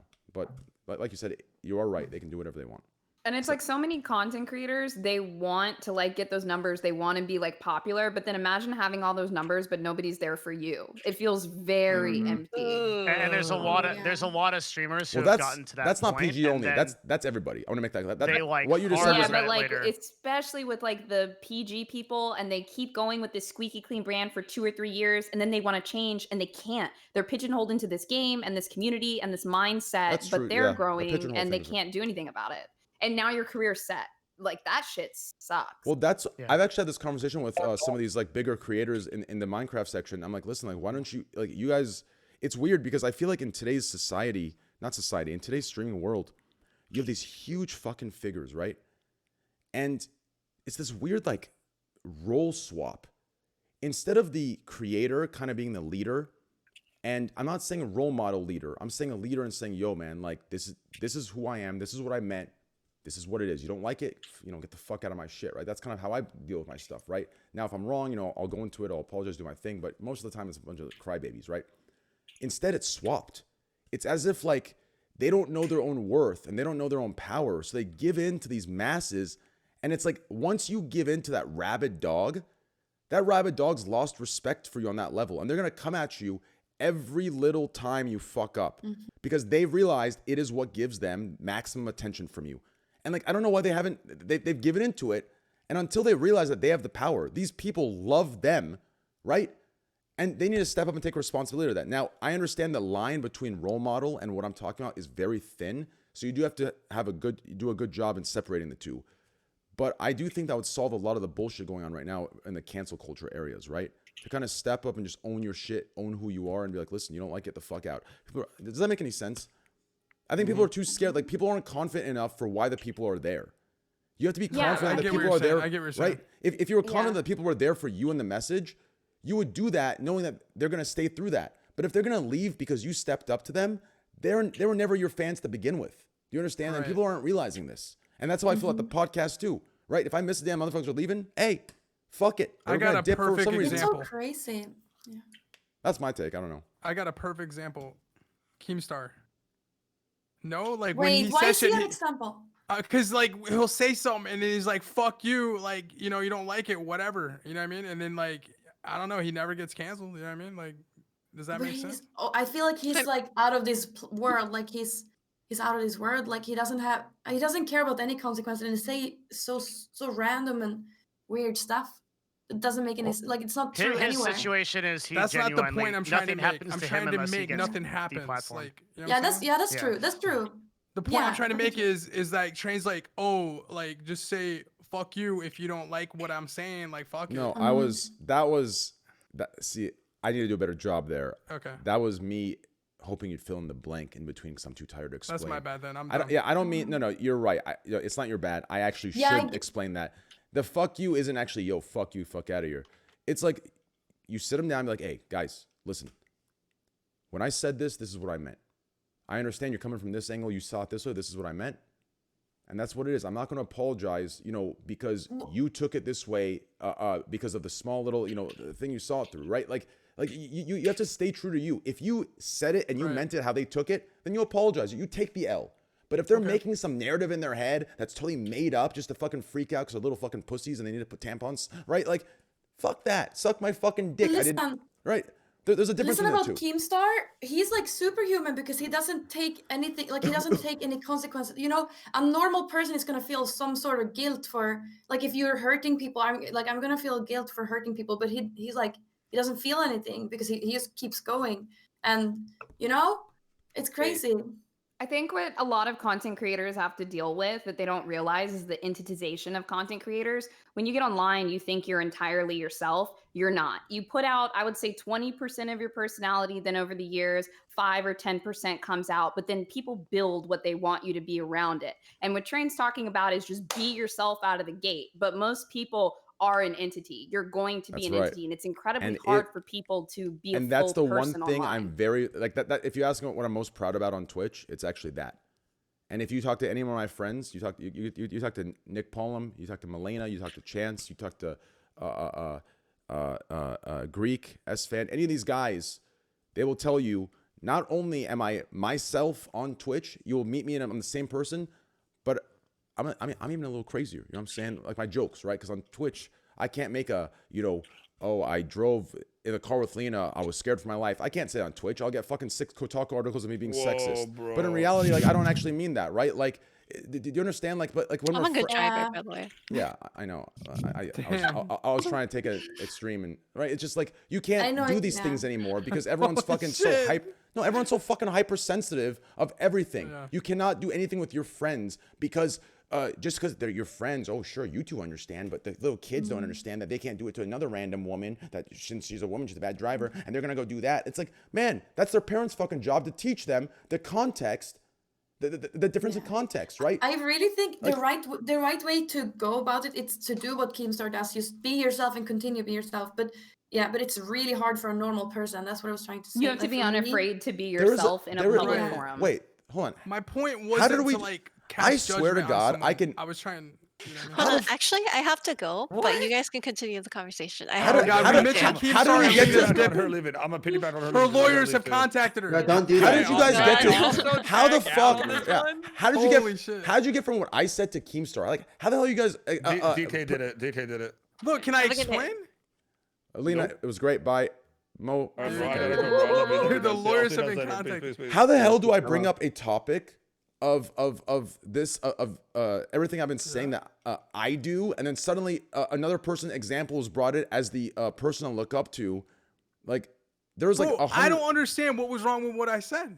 Well, because like in that What situation, is the irony of this whole subject? because- now we're being because- soft about it. No, Like, because what the hell? because Remember there's what you said earlier, the Keemstar thing? because there's things. What I said was Because- basically he's unapologetic. So like in a sense, Yeah, but you know being what I mean? Wait, that was the being- fuck you that you said. Like, no, the, being I feel like that made sense being now. being unapologetic about things that you shouldn't apologize for is different from being unapologetic from things you should apologize for. Do you understand? There's a difference there, and until there's that difference can be discerned, right? That's a pog take, Train. Like very, like I respect it. like very clearly laid out. Yeah. Yeah, it was But people- where does the line You're, go then? but you're It's- confusing it too, like- right? Like standing up and maybe I don't get it. Standing up and saying "fuck you" when you fucked up and you did fuck up doesn't make you a fucking man. Standing up and saying "fuck you" when you didn't fuck up, but a bunch of fucking pussies are pretending like you did because they're making something out of nothing, is what you should do. So you set the right boundary and message, and you shouldn't do it with a "fuck you" because then they're just gonna attack back and nothing gets done. But you should sit them down, talk to them, let them know that wasn't what you're about, that wasn't what you meant. They're taking it this way, and they either take that or they don't. And if they don't, it doesn't matter. You keep doing you, and you ignore it, and you move on, right? But if you It's actually gonna did be fuck so up, hard. Yeah, if I do something bad and then I start like saying, oh, but this is how I was thinking, this is how like I was raised, and this is it, and people are just gonna find more stuff to just like punch on me, and I'm gonna never want to stream again because I'm just ignoring. Every time someone wants to try to cancel me, I just ignore it. I think it's better. I don't know. But, I I'm gonna was, keep it a buck I for you. I guess don't know I how was the trying to fuck make you a guys- I'm point, but super it weak. backfired. Yeah. But It's okay. whatever. It's okay, What? guys. I love you guys. Dakotas, I love you. I know deep down Love you're a you. good guy. Jericho, I think you're the only person that understood what I meant. Maybe Devin and Yasuo, Mm. and maybe Bose. I've been with you long enough. Maybe that not yeah, me. yeah. I didn't get what you I meant. think Candy and DK are. I think DK is Candy's boyfriend. They're both in the same room in the same world. Train's just trying to say be a real ass bitch. That's all. Be real. I don't think anybody misconstrued what you said. It was all just. Yeah, trying I'm to just get saying own your semantics shit. That's on, all I'm like- saying. Own your shit both Yeah. ways. It goes both ways, right? That's Of all I'm course. saying, right? And my earlier point was parents are being fucking lazy. Stop unloading. I agree with that. I agree. Like Jericho 100% said, with stop that. offloading your shit onto us. Okay. Yeah, like what? I'm Like- not your babysitter. Like, take the iPad away. I Go get like, what you're- yeah. go If- play if- catch with your kid. If- What are yeah, you doing? I mean, if anything, stop. Jericho, I'm sure you'd agree with this, right? Think about when our parents look at us. What do they say? They say you're still kids. Like I'm not talking about, oh, you're still our baby. I'm talking about I'm talking about literally compared to them, we're still kids. So if any parent actually was being real, they'd say, yo, these are still kids. My kid should not be learning from kids that are at an age, or most streamers are 20 years old. I would never let my kid see a 20-year-old as a role model. I don't give a fuck if it's fucking Jesus Christ left-hand man. I know when I was 20, I didn't know fucking shit. I could have a bad friend sitting next to me, and I would think that's my best friend. My parents could tell me that's not your friend. That's not your friend. He's using you. And I would rather believe that this is my friend and believe my parents are trying to ruin my life than actually see the truth. I'm not trusting any fucking 20-year-old. So this idea that I know parents know what the fuck's going on. They're just being lazy, and that's just facts. I imagine, think back. I think we're all over. Not yesterday. I'm 30, yeah, you, but you close your ears, all right, Yasuo. All right, We're think 21, back not when you too were bad. 22, right? Like that one awful night you were hugging the toilet. Like imagine some parent being like, "Yes, look up to this child," yeah, because you're like, exactly. like projectile vomiting, like fireball, like. Bro, I was a complete dumbass until like age 27, 28 even. Like I'm still so dumb. Complete So no.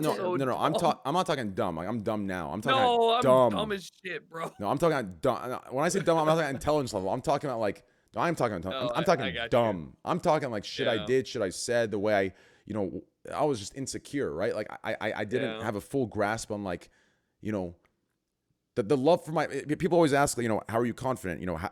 How did you love yourself? They don't realize that this isn't something you're born with. It's been a goddamn ongoing thing over fucking 15 years, right? Like I was born stupid, all right? yeah, it's like it took 15 years to grow like a self-love, to grow a confidence, right? Like this isn't something you're born with, that you build overnight, right? It took fucking 15 years of insecurity to finally love myself, right? And I think people need to understand that it's not an overnight thing that you just gain overnight. It's a constant fucking battle. It's a constant fucking thing of recognizing your insecurities, recognizing your flaws, accepting them. And, it's the same thing from earlier. We're talking about the porn addictions, right? First you have to understand that it's there. Then you have to accept it. Then you have to find a way to change it if you want to change it. If not, you fucking manage, right? Or you adapt, whatever the fuck. Right? Anyway, let's get the fuck out of here. I'm tired. That's a fucking great take to end it on. That was a good one. Okay. Yeah. Sure. All right, Get outta guys. here. It was great. DK, I fucking love you. love you. I love you. I'm gonna see you next podcast. Big Boss Bros, I Yes. love you. Jericho, I love you. We'll see you next pod. Love you, bro. How is it for you? It's No, one probably podcast not. on, like 10 podcasts off, right? Some shit Yeah, like that. exactly. Yeah. Bose, we'll see you soon. Jericho, I'll see you in 10 weeks. Candyland, Later, we'll bud. see you too very soon. Devin Nash, we'll see you. Thank you. Lena, or course, not man. Thank Lena. you. Shout out to Lena. Lena, we love you. Hopefully it was another topic that took you out and not my joke about, the woman driver thing, because otherwise I just proved myself wrong there. But Lena with the good takes tonight, though. Lena. Yeah, She always has like. she was the really first strong one, things dude. to- She was the first one to have the balls to stand up and defend me. You motherfuckers high roading. I fucking don't like you guys. So shout out to Lena, boys. Go She forward. had your back. She's right. She had my back. That's a ride or die right there. That's a ride or die. That's a ride or die right there. No cap. If she hits me up like, yo, I need you to fuck this person up for me, I'm doing it. I'm not saying a fucking Dude, word. she I'm was doing ride or die with the CEO takes, and we were all like, "This is good. This is good." Damn. it. Yep. Lena or Yasuo, it was a pleasure. We'll see you tomorrow for gambling night. Candyland. Candyland. See you later. Love you, and love all of you. Thanks Love for you the guys. podcast. Thanks, Yasuo, Train. I Later, love you. guys. Twitch Thank live you, videos. Train. Twitch live Thank videos you, is Train. Yasuo. Twitch live videos is Jericho. Twitch live videos is Big Boss Bose. Twitch live videos is Dakotas. Twitch live videos is Devin Nash. Twitch live videos is Candyland. Candyland, are you going live right now? No, You should I go wasn't live. thinking. Should I go live? Yeah, I'm gonna Yes. host you. Go live. Okay, I can go live. I can go live. Yeah, and then I can do 2 streams today, maybe. You don't have to. True, I mean, Grinder. listen, We just love go live that for an for you. hour. Can't Get believe some of you these guys. bullied Tell me her. you'll be your Yeah, boyfriend. yeah, Candy. yeah. I go live. I go live. I go live. Perfect. Okay. Love you guys. Bye. Bye. Take care. Bye, Thank everyone. you, everybody. Yeah, bye. Thanks, Love guys. you. Oh shit. All right. See you soon.